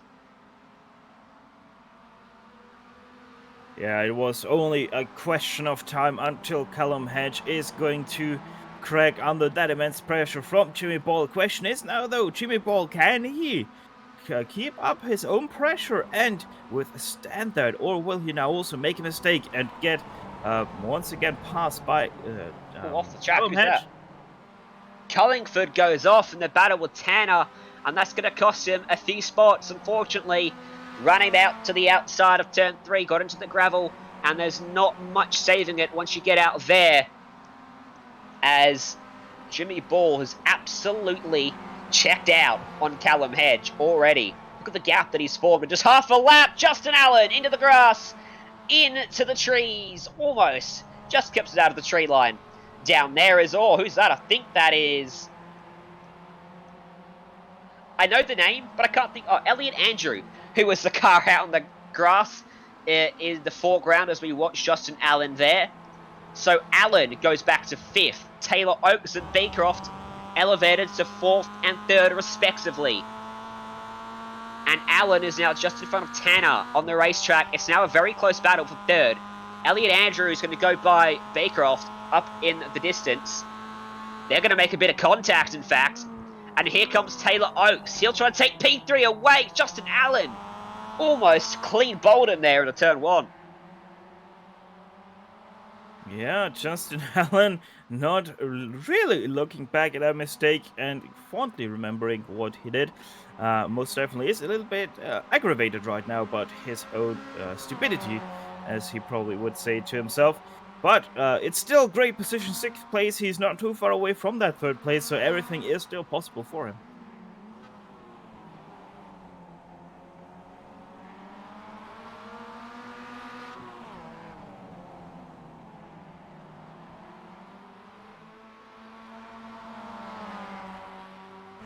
Let's see how it goes here. Jimmy Ball must have made a mistake, or Callum Hedge found a big turn of speed, because right back up to the rear bumper of Jimmy Ball here, firmly tucked in the slipstream down this main straight. This battle is not over. You might need to reset those timing screens once again, Jay, behind the scenes, because they're all 15 laps down again, as Ball defends the inside down into turn number 1. Hedge trying to go the long way around at the first corner. Ball couldn't do it. Can Hedge do it? He's got a much better run off the exit of the corner than Ball ever got out there. And he keeps the overlap. Towards turn 3, he might take this one back.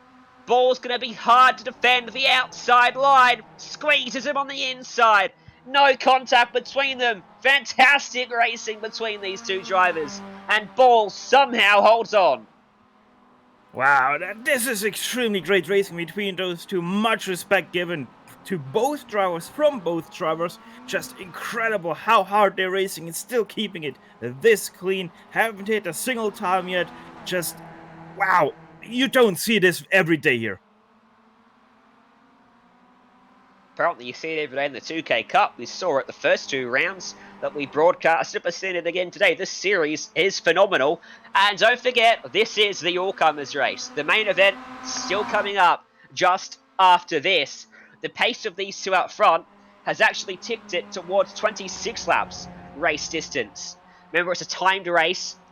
It goes to 33 minutes, not 33 laps. 33 minutes is worth 26 laps here in race 2. It's worth 24 in race 1. As for about the 30th time in this race, they're door-to-door down into turn 1. Hedge got huge speed down that main straight. He almost got half the car in front of him. And this is a much better exit than it was last time by. Ball got into the grass as well down there on the inside of the corner. I think this might be good enough for Hedge to take the spot away this time by, and he does. Back into the lead of the race for Callum Hedge, the Porsche GT3 racer. Jimmy Ball pushing him through turn number 3, trying to look to the outside of turn 4, and gonna have to think about a way to get back by him. Hedge has been fantastic in his defense. Ball got by, but he's gonna have to do it all over again. Yeah, Callum Hedge really not want to give up that first place right now. It's a lot of braking rights that come with it, and right now he's having all of that, and Jimmy Ball none.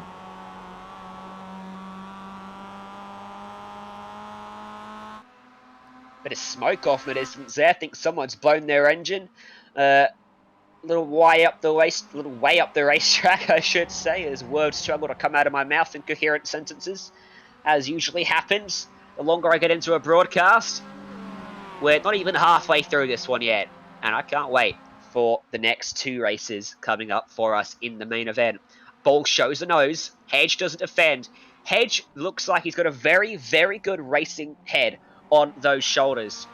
He looks like he knows exactly what the gap needs to be before he needs to defend, because he hasn't defended unnecessarily, not once. When he does defend, it is hard, it's aggressive, and it's clean.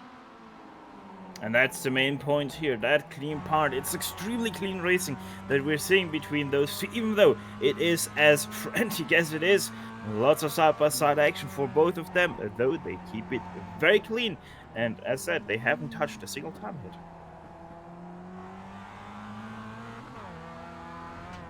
Oh, I don't think you would have seen it from that angle, but from the chopper view, I could see Callum Hedge was actually fighting the rear end of that car coming out of turn number 5 there, and almost ended up out in the grass on the left-hand side of the racetrack. It was very, very, very subtle, but it is notable.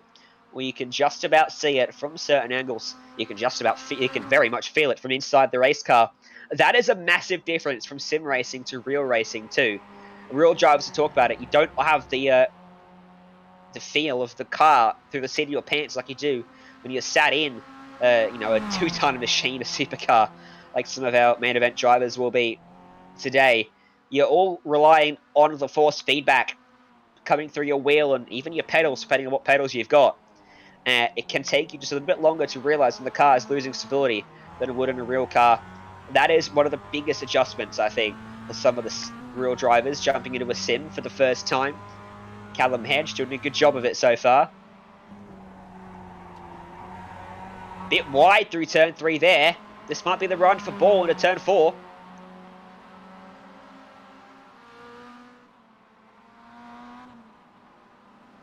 Not going to happen. So, if you're Jimmy Ball, you got to think of a way to get by that you haven't already tried, because turn 1 seems to be extremely difficult for him to get around the outside like Hedge was doing. And Hedge is covering the inside without fail every lap. The only reason he got by him last time was a mistake. He's got to keep the pressure on. He can't afford to give Hedge any sort of reprieve here. But it's the pressure that seems to potentially be the weak point for Callum out front. That's why he lost the spot. He's got it back though. How do you get by a car that defends the inside on a tight track like this? Turn 4 and turn 5 might be the best option for him, because turn 1 ain't going to happen unless he changes it up into the corner and through the outside line. If he gets a run out of turn 3, gets to the outside for 4, you might be able to dive up the inside of turn 5, out of what we've seen from Bertram. Hopefully the way we saw it from Bertram the 3rd time round, not the first 2 times. Yeah, the thing is, like Jimmy Ball is doing right now, he's doing all that he can. But one thing I haven't seen from him yet is try that last turn. I like to do that sometimes, just if I can't get past, and they seem to struggle a little bit through that tight section. They're gonna come out now. I just put on that pressure right there immensely and then try to make something happen into that last turn, because not a lot of people expect someone to go for that last turn move, because that long straight is coming up and it can catch people off guard, and that's when you most definitely can make passes happen. Does it work for you, Stefan? It does. Are you racing for the win, Stefan? Yes. Oh, you're a fast driver. Yeah, That's unlike cool. you. Yes, exactly. Exactly. You said it, because we all know it. This is why I'm commentating, not racing. Gaps just no. opened up. Yeah, what are you going to say, Stefan? Yeah, for real. It's all about that setup then through the carousel, which Jimmy Paul has been a little bit lacking through there. Callum Hedge has been extremely well through that tight section atop the track, so I wouldn't really be expecting Jimmy to do anything into that last turn, because he's always just too far back from Callum to make something happen into there.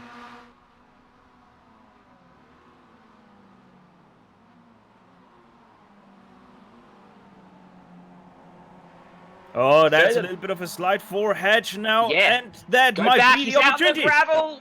He's trying to defend. They make contact, nose to tail, side by side in the turn 4. Ball can't quite keep it there, and defensive into turn 5. Ball gets into the back of him. More contact made. I'm amazed that they didn't make bigger contact. It's so hard to judge the braking right of the preceding car and not rear-end them. They were separated by about a paper width and didn't make contact till the last phase of the braking zone, which might not be recognised by some. That is a remarkable feat between them. Shows the talent that these two drivers have, as somehow Hedge still leads the race. I don't know how he's still leading this race. I'm gonna be honest. That should have been a sure second place for Callum Hedge, as we are entering lap number 22 of this probably 24 lap race. So probably 3 laps to go. With the pace that these guys are showing, it's in the high 25s, nearly 26s that they're doing right now. They're fighting all this way, and still Cameron Tanner in 3rd place can't get any closer, because he himself is right now side by side with Justin Allen for that last spot on the podium, and they touch into turn 1. That is Cameron Tanner into the Shadow Realm nearly, as he nearly made it all the way to the drop zone. Gotta be careful of that Shadow Realm, because there's a edge of the earth scenario there. If you get too far under it, you'll drop straight back. It's a pit lane. It's like a portal back to the pits out there. You can't model everything. At some point, you've got to stop modeling the individual bumps and creases and curbs in the racetrack, and that stops out there in the trees. They made contact to the entry of the corner. He must have been millimeters away from getting into that edge of the earth area. He's very fortunate he's still on this race.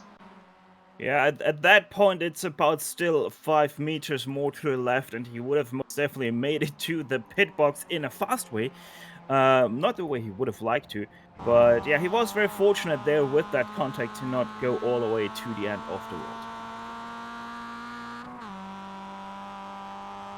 On board with Jimmy Ball. This is a fantastic camera shot. Dougie Beard, who provides all our cameras, does a fantastic job of this, and this is why he gets paid the big bucks, I presume. I'm assuming he gets paid big bucks because the cameras are worth it. Fantastic angle as we look onwards at your race leader, Callum Hedge. And Ball shows a nose into 3, takes a slightly shallower line as they approach it. And Hedge, look at the attitude on that car as he slides through the corner. Both pushing these cars to the absolute limit of performance out there. Everything the tyres can handle being thrown at them. There's only a lap and a half left to go in this race, should we mention. It's flown by this one, and Callum Hedge surely has to defend just half a lap more.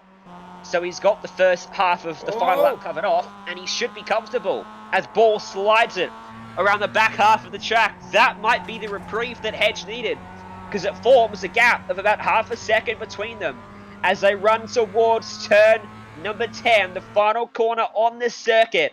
They'll come through here and they'll see the white flag up above the start-finish line up on their screens. One more time around at Summit Point Raceway for the all-comers race of the 2K Cup. Who wins it? Callum, Hedge, or Jimmy Ball? Into turn 1. He's not close enough. Not this time. He goes very deep. He almost gets into the back of him. Huge braking performance coming from Jimmy Ball that time by, but he's not close enough.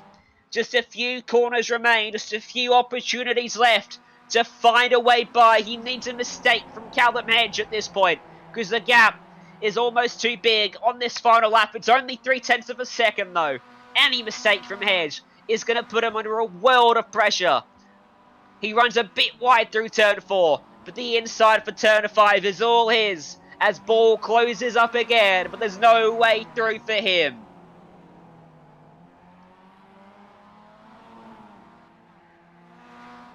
Into the final sector on the racetrack, the gap closes to non-existent once again. Does he show the nose at turn 9? He thought about it, he dabbed the brake, he couldn't make it work.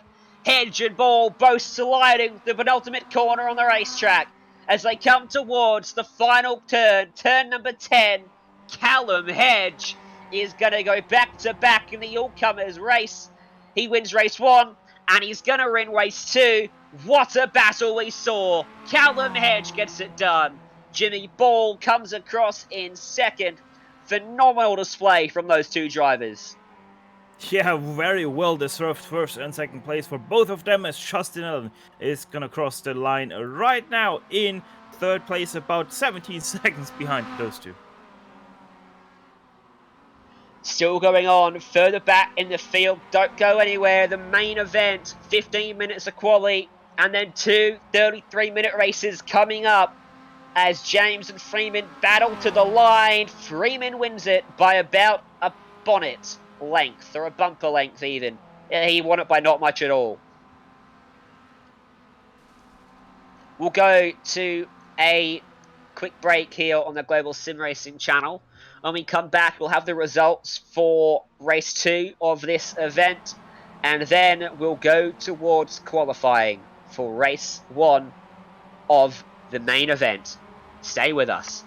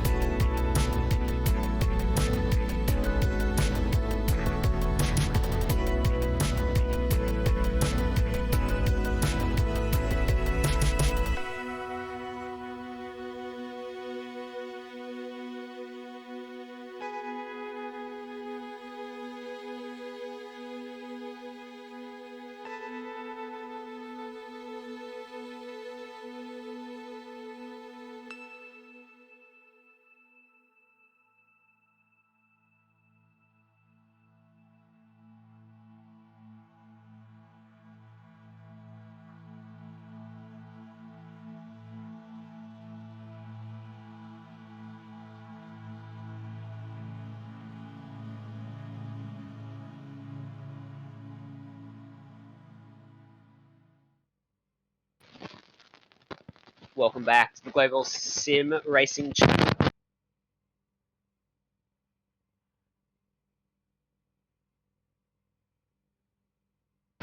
Apologies. Welcome back to the Global Sim Racing Channel for the 2K Cup, and the main event is coming up. This is the results from race 2 of the all-comers race. It was Callum Hedge that got it done. Jimmy Ball was second and Justin Allen third, we believe. The top 3 there will advance into this main event. Taylor Oakes, Cameron Tanner rounded out your top 5. Mike Cullingford, Conrad Clark, 6th and 7th. Freeman and Cam James, 8th and 9th. Murray Brooke rounded out the top 10. The rest of the drivers will cycle through on your screen. We're going to have another chat to Marc Mallard, one of the men responsible for the 2K Cup. Welcome back to the booth, Marc. G'day, mate. How's it going? Great first races. Yeah, those 2 races were pretty exciting, and looking for more of the same here in the main event with a pretty stacked quality of field. Oh, just outstanding. It's probably, if it was a race in New Zealand, this is probably the highest international points we've ever had in New Zealand racing these last 2 weeks. So it's fantastic to see these great drivers like SVG, Liam Lawson, who is in F3 and running in their virtual series coming up as well. And just a plethora like Callum Hedge, who won the 86 championship last year, winning or doing well in those first 2 races. He's come through as well. I think he's promoted. Yeah. So how many got promoted? Because no one ever told us. We were taking guesses and maybe the top 3. We'll let the top 3 go through. We'll set it up so the top 3 can go through. I think they've just Ryan. I think someone's just missed making it. One of those guys, but I know that Callum Hedge has made it in. Well, that's good. We'll see how they go in this one then, and they've got the experience having done 2 races. They should be pretty quick. So the question here is, how did you get these drivers in? Is it just a word of mouth thing? They say, hey, New Zealand 2K Cup's got a series. Did you approach these guys? And they go, hell yeah, I want to be involved in this. Because, I mean, it is pretty insane that you've got drivers like Van Ginsburg and Liam Lawson and so many professionals all running in this. Just all mates of mates, really. New Zealand's a small place and everyone's got friends, and we're putting on a good show, and it's good, hard, clean racing a lot of the time, which is what people want. And so, no, it's just, we haven't paid or really begged anyone to do it. They've all been really great. SVG comes in and goes, just make sure I know when the sessions are so I can get on. No, it's been fantastic and really great to have these sort of guys just wanting to be keen and being part of motorsport for New Zealand. Oh, it's pretty much a fantastic show for us here in the booth, for everyone watching. Thank you. So, any last words you want to give us? Any words of wisdom we got from you, Mark, before we let you go and you go help Mark out or James out with running this massive series? First of all, just want to thank Storite Logistics, our 2K Cup supporters. It's great to have all the 2K Cup family in behind. I think we've got 3 of our 2K Cup regular drivers in the top 3 in points with James, Warren Crowther and Matt Smith. So it's great to see the level that 2K Cup drivers are at when we have the best against us. So it's been fantastic to see. Thanks to Storite, Cream Insurance and all the 2K Cup family for letting this happen. Well, thank you very much, Mark, and good luck for the future, for the series, and for your exploits on the track as well. We'll see you next week. See ya. No, that was Marc Mallard, and let's take another look here at the championship standings. A little reminder ahead of race number 2, Stefan. It's an incredibly close battle, isn't it? Main event, I should say, not race 2. Yeah, it is most definitely extremely close, everything here. So yeah, I would expect one of the greatest shows coming into this week. And we should have the champ graphics up on screen in a moment, in a moment's time. But it's our director's second day on the job, so he's getting up to speed with everything at the moment. So no, he's not. He's very experienced, I'm sure. That's the name, Jay Kennedy. Everyone who's watching, or most people that are watching from the AusNZ community, will know who that is, and he is the man responsible for 90% of the broadcasts of the AusNZ community, sim racing, in fact. And there it is. There's the sim racing. There's the graphics for 2K Cup's sim racing league here on Sunday, and very tight at the top, Stefan.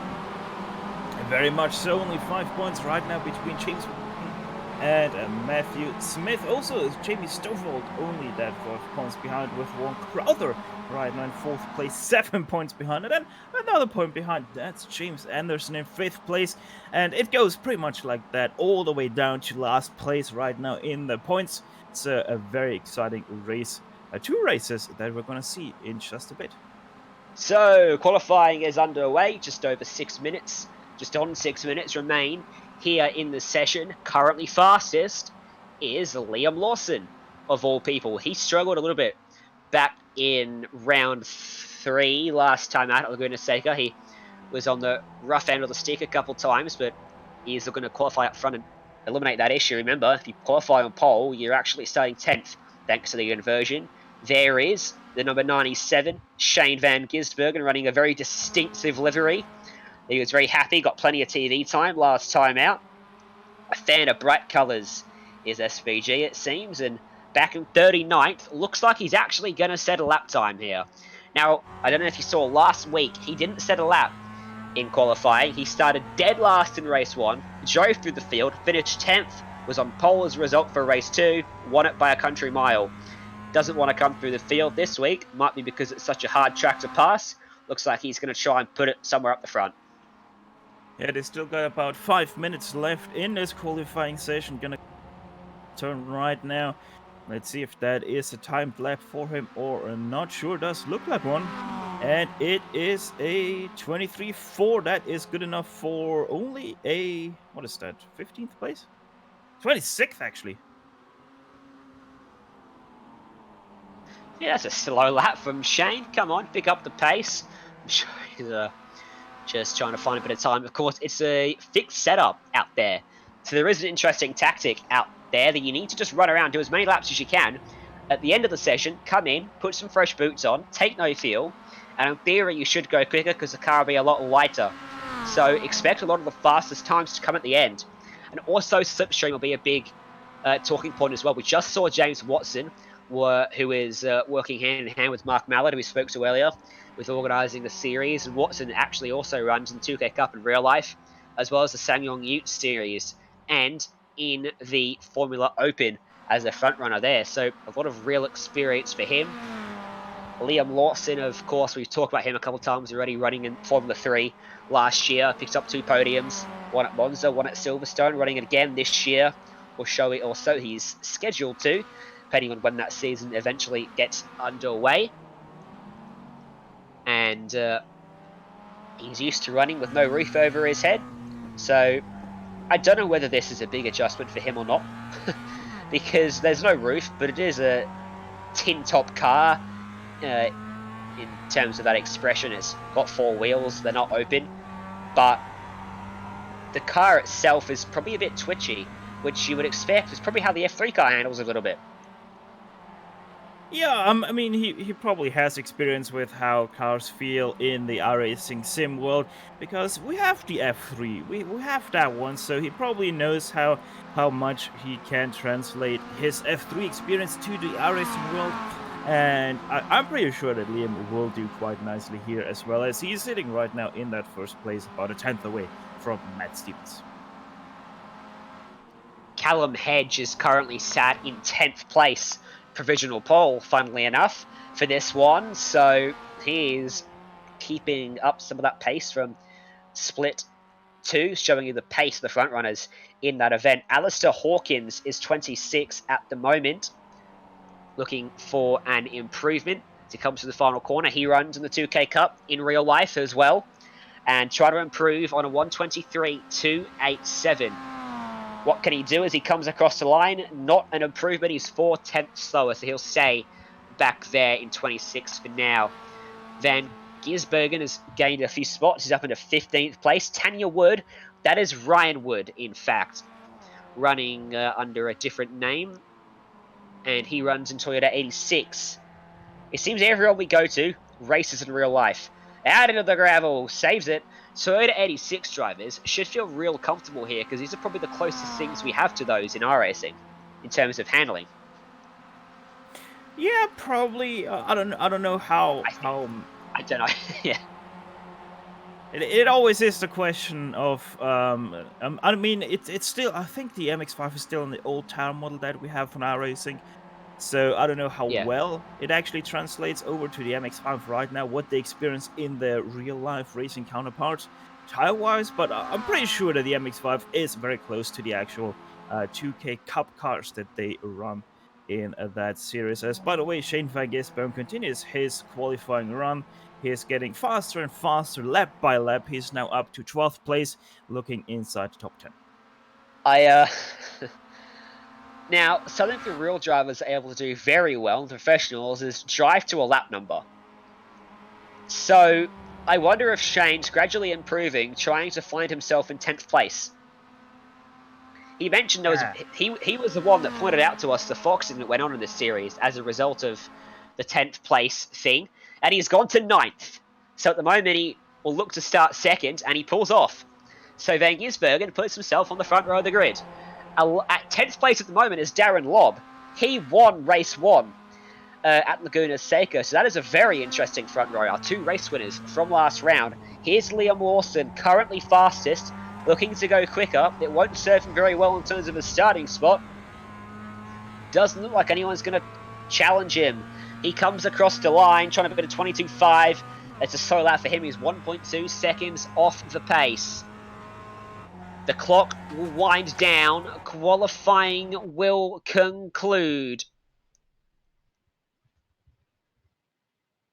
As there's the timer. And this is how they line up for race 1 of 2 here for round 4 of the 2K Cup. Darren Lobb, Shane Van Gisbergen, your front row. Sam Dunstall and Chris Simon, 3rd and 4th. Matthew Payne and Aaron Ivers, 5th and 6th. James Watson, Aaron Hindle, off row 4. Matt Stevens and Liam Lawson running out your top 10. The top 10, of course, is inverted. That's why Lawson's back there. Thomas Paul in 11th place with Callum Hedge in 12th place. He's your winner of the first races that we saw. Matt McCutcheon in 13th, Hayden Warrington 14th, until Ruffle Sabo in 15th, Warren Crowther 16th, John Mitchley in 17th, Bill Fraser will start in 18th, James Kutia in 19th, and Taylor Cochran will be running out your top 20. Brendan Leach lines up from 21st on the grid. Toyota Racing Series runner for the last 5 years running. Aidan Lamont from 22nd. Peter Vdanovich and Ryan Wood, Toyota 86 buddies there. 23rd, 24th. Alex Purley, the drifter, from 25th. Then comes Alistair Hawkins, Dion Pitt, Jamie Stavold, a sim racer expert, and Jaden Ramsey and Corey Ross. Rest of the results, drivers you can see on the left-hand side of your screen there. On the grid. Track temp, is it as hot as it was for the all-comers? No, not quite. It's 40 degrees out there. Still a lot hotter than they would have wanted, but a bit better than 53 degrees. And again, the one country that uses Fahrenheit, it's 104 for you. Don't forget, this is a USA channel. That's why our graphics are coming up in Fahrenheit, but we are more than happy to cover international divisions of racing series. We've got plenty of Aussies involved in this broadcast, myself and Jay Kennedy behind the scenes. We've got an Austrian on the comms alongside me. Very diverse group getting this one underway as the red lights come on. The revs rise here at Summit Point. Green flag in the air and a great jump for Darren Lobb. Van Gisbergen balked it a bit as the car stalled in the background. Cars scattering every which way, trying to get around and bang! Collected. That was Chris Simon. Big contact. Back up front, Van Gisbergen able to defend from Matthew Payne, trying to go around the outside at turn 1. Sam Dunstall and James Watson tuck in behind. So a great launch for Lobb as they duke it out behind him. They know how fast these top 2 are. They don't want to give them any space on the track as Dunstall makes a mistake, loses out to Watson. Here comes Stevens and here comes Lawson. Side by side through turn 4, up on the curb for Dunstall. And Lawson goes on by. Dunstall getting freight trained out there at the moment. He should be able to stem the flow now. Contact with Ivers, but he'll retain the spot. Yeah, I was there a little bit shoved off by Dunstall, but that was alright. Just a little bit of a slide from Dunstall. Couldn't keep it really out of the car there. But still, everybody's going, and right now Matthew Payne is looking a little bit inside the top 2. He's braking a little bit, so Shane Gisbergen right now still your second place driver. Such a talented top 3. 3-time South Africa sports car champion, a 2016 Supercars champion, and your KZ2 karting champion. Van Gisbergen's on the inside. Payne thought about giving them a bump. He's just laying off a little bit. Up the inside goes SVG, and he takes the lead away from Darren Lobb. And Payne will follow him through, or he'll try to at least, as they'll go door to door. They'll bang wheels a little bit towards turn 3. Lobb might get back up the inside of Van Gisbergen, but he backs out of it. He retains P2. And in behind also look behind. Look at the battle with Dunstall and Watson, and Ivers. Oh, shoved to the back from Watson, or to Watson rather. He's still side by side somehow with Dunstall. Dunstall on the outside of turn 5. That's going to give him the inside for turn 6. Let's see if he's able to convert on that. As also up ahead, Lawson goes side by side with Stevens. He's going to make that position up, and Dunstall keeps his position. Ivers moves up past James Watson. So Watson in one lap from 4th to 8th. And Darren Lobb having to defend from Payne here. Van Gisbergen starting to create a gap already. He's going to probably look to reclaim some of the pace he had in race 2, where he got out front and just dominated from there. If he does dominate, he'll have to come through the pack in race 2, because we'll invert the top 10 for the starting grid of the second race. As down the inside of the track drives Lobb in the draft of Van Gisbergen. Tried to follow him back, but that allows Payne to the inside. And a huge dive on the brakes. He gives Van Gisbergen a tap. And Van Gisbergen slides through the corner. He loves a bit of a slide, does Shane, a bit of a drifting session. But he wouldn't have wanted that from Matthew Payne. He jumped on the comms there. Maybe he's expressing his frustration. He goes back to 3rd then.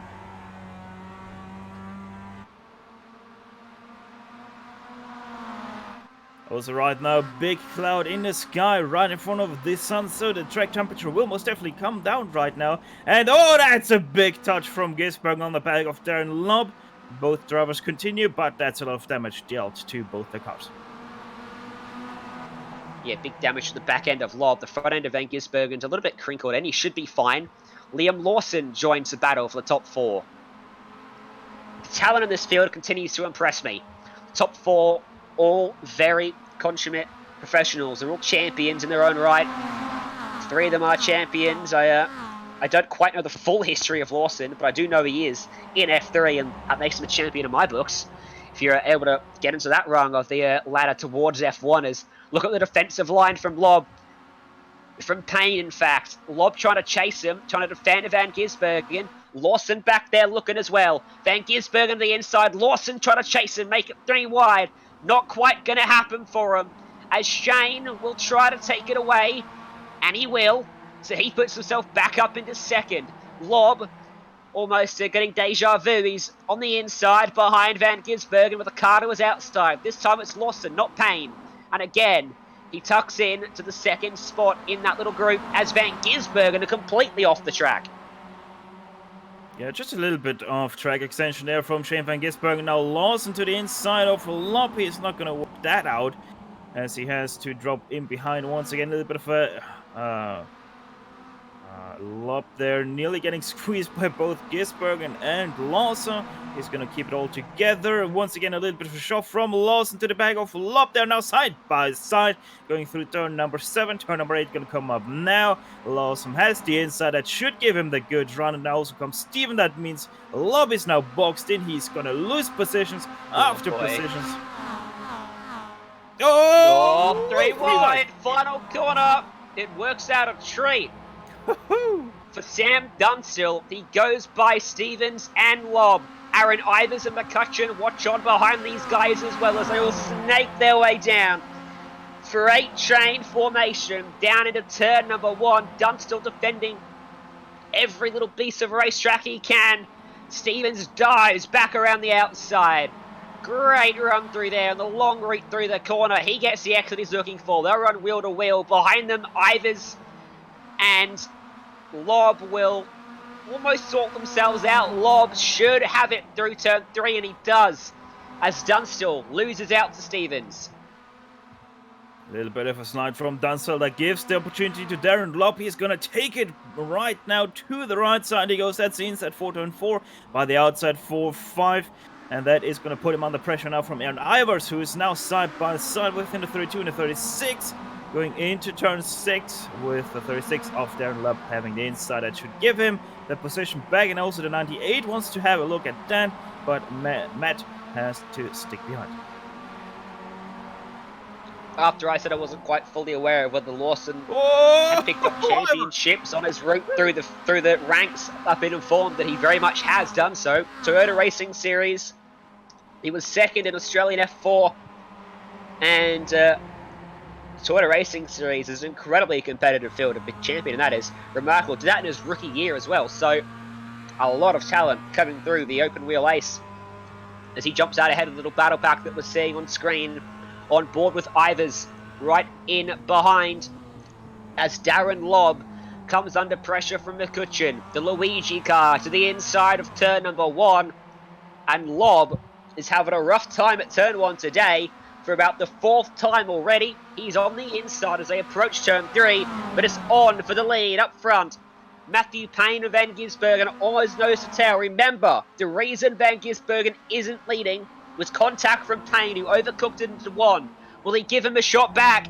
Oh, he does. Return serve from Van Gisbergen. More contact on the exit between the Carter and the Supercars driver. And here comes the F3 driver. 3 wildly different categories of motorsport.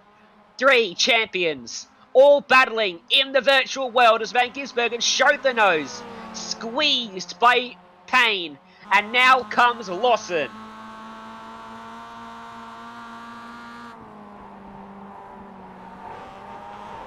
And sure enough, Liam Lawson able to take that spot away from Shane Van Gisbergen. I don't think that anyone was questioning that. Shane gonna try to give it a little bit of a shot to Payne there for that first place. A little bit of payback time for Shane on Payne. But now Lawson gonna try to take away that first place from Payne. Shane Van Gisbergen trying to dive to the inside there as well. See if Payne is going to lose 2 position in a 1 move. Lawson moves up to the first place, and that's a little bit of a touch between Payne and Shane. So they are most definitely going at it right now.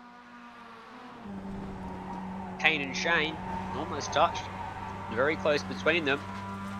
Might have been a slight bit of contact. Lawson now at the head of this train. This battle shows no sign of abating on lap 7 of 24. Just under a third of the way through the first race of the main event. As Van Gisbergen gives another touch to the back of Matthew Payne. He is heaping the pressure on. He's known for his aggressive driving, his exuberant style behind the wheel, and he's executing it very well today. But he's been in the wrong place at the wrong time so far. Still back in third, despite making plenty of overtakes already. As out of the final corner onto the main straight, has anyone got to run big enough to make a lunge down here at turn number 1? Van Gisbergen with the best run of the 3 of them. Payne starts to edge the car over to prevent a move coming, but Van Gisbergen looked anyway. Payne's on the brakes late. Lawson left just enough room to prevent a bit of contact being made as they all close up again.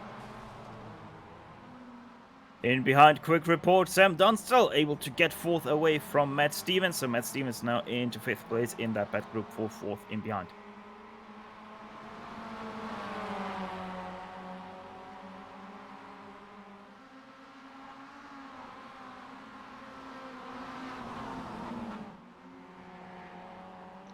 More contact made between Van Gisbergen and Payne. He's pushing him around the racetrack. He's got so much more pace. But the problem for him is Payne's really being held up by Lawson. And the track, as we saw in race 1, is extremely difficult to pass on. Your best opportunities are down at turn 1, and if you're brave, turn 3 or maybe turn 5. But other than that, extremely hard to make a move work and execute it well. Brendan Leach going a lap down. He will get out of the way of these leaders. As they go on by, he ducks to the inside, lets them go. Good sportsmanship from him. As again, Payne having to defend at turn number 1. Van Gisbergen looks to the outside. We'll look for a crossover move here. Through the corner, he does. Gives him a shot, swipes across the bumper, gets to the inside. He's on the wrong side of the track up here for turn 3. This could end disastrously between these two. History between them in this race. And Van Gisbergen backs out of it. Again, another crossover move. More contact between them. Yeah, Gisbergen tried to do the crossover there, but it just didn't work out with Payne. Just able to keep his car to the inside. They touch once again, and Gisbergen is past. Van Ginsburg extremely displeased, it seems, with Matthew Payne. Hit him could about say a so, yeah. dozen times. And eventually he gets through. Another interesting thing is there are incident point limits in this field, 30 times. Now, slight pieces of contact should only give you a 0 times on your incident count. Big pieces of contact, that one might have given him a 4 times. If you run off the track, you get a 1 times.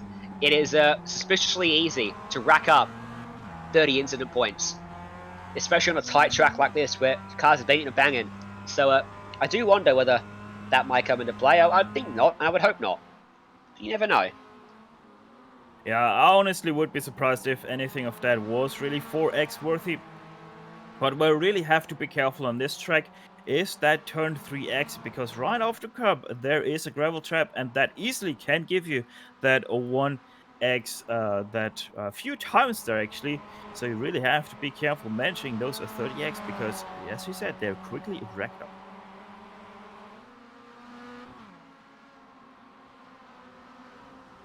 Closing up to the back of Lawson. Lawson, of course, is part of the Red Bull junior team, which is a huge stepping stone towards F1. That's why he's running the Red Bull livery. Van Ginsburg, of course, drives for Red Bull and is not running the livery. But he is a fan of running big bright paints like these, and sim racing, we're all for it. Makes them very hard to miss on the racetrack. Big battle for 4th place as well. Dunstall, Stevens, Lobb and McCutcheon are still very close together. But I think we should go back to the front down this main straight, because Van Gisbergen is there. Lawson has to move it over to defend. Damage to all 3 of the leading cars. Lawson was stuffed to his rear end, bent in a bit. Here comes Van Gisbergen with a run. Wheel to wheel, down the main straight into the braking zone for turn number 1. A bit of contact between them. A car's width given on the exit of the corner. Just enough room given to Van Gisbergen by Lawson. Up the inside for turn 3 comes SVG. Lawson trying to hang it out wide. Keep the car there. He gets edged off the track by Shane. He goes for a slide, but somehow he comes out onto the track, still ahead of Van Gisbergen, and they come out of turn 4 in the same order. Just how did Liam Lawson keep it all together there and keep in that first place? I don't know. All I know is I'm smiling from ear to ear watching this battle happening, because this is quite the show right now.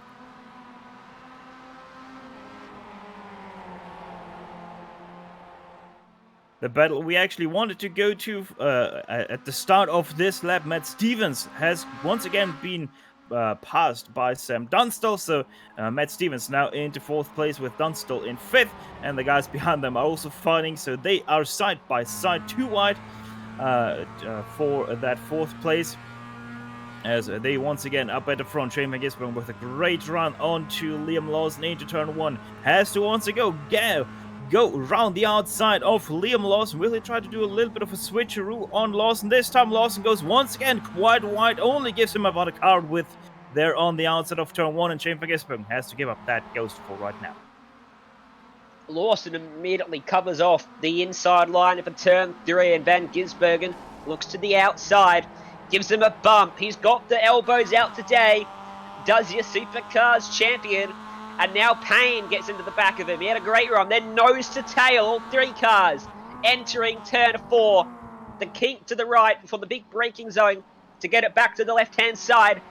And still bumper to bumper, the top trio.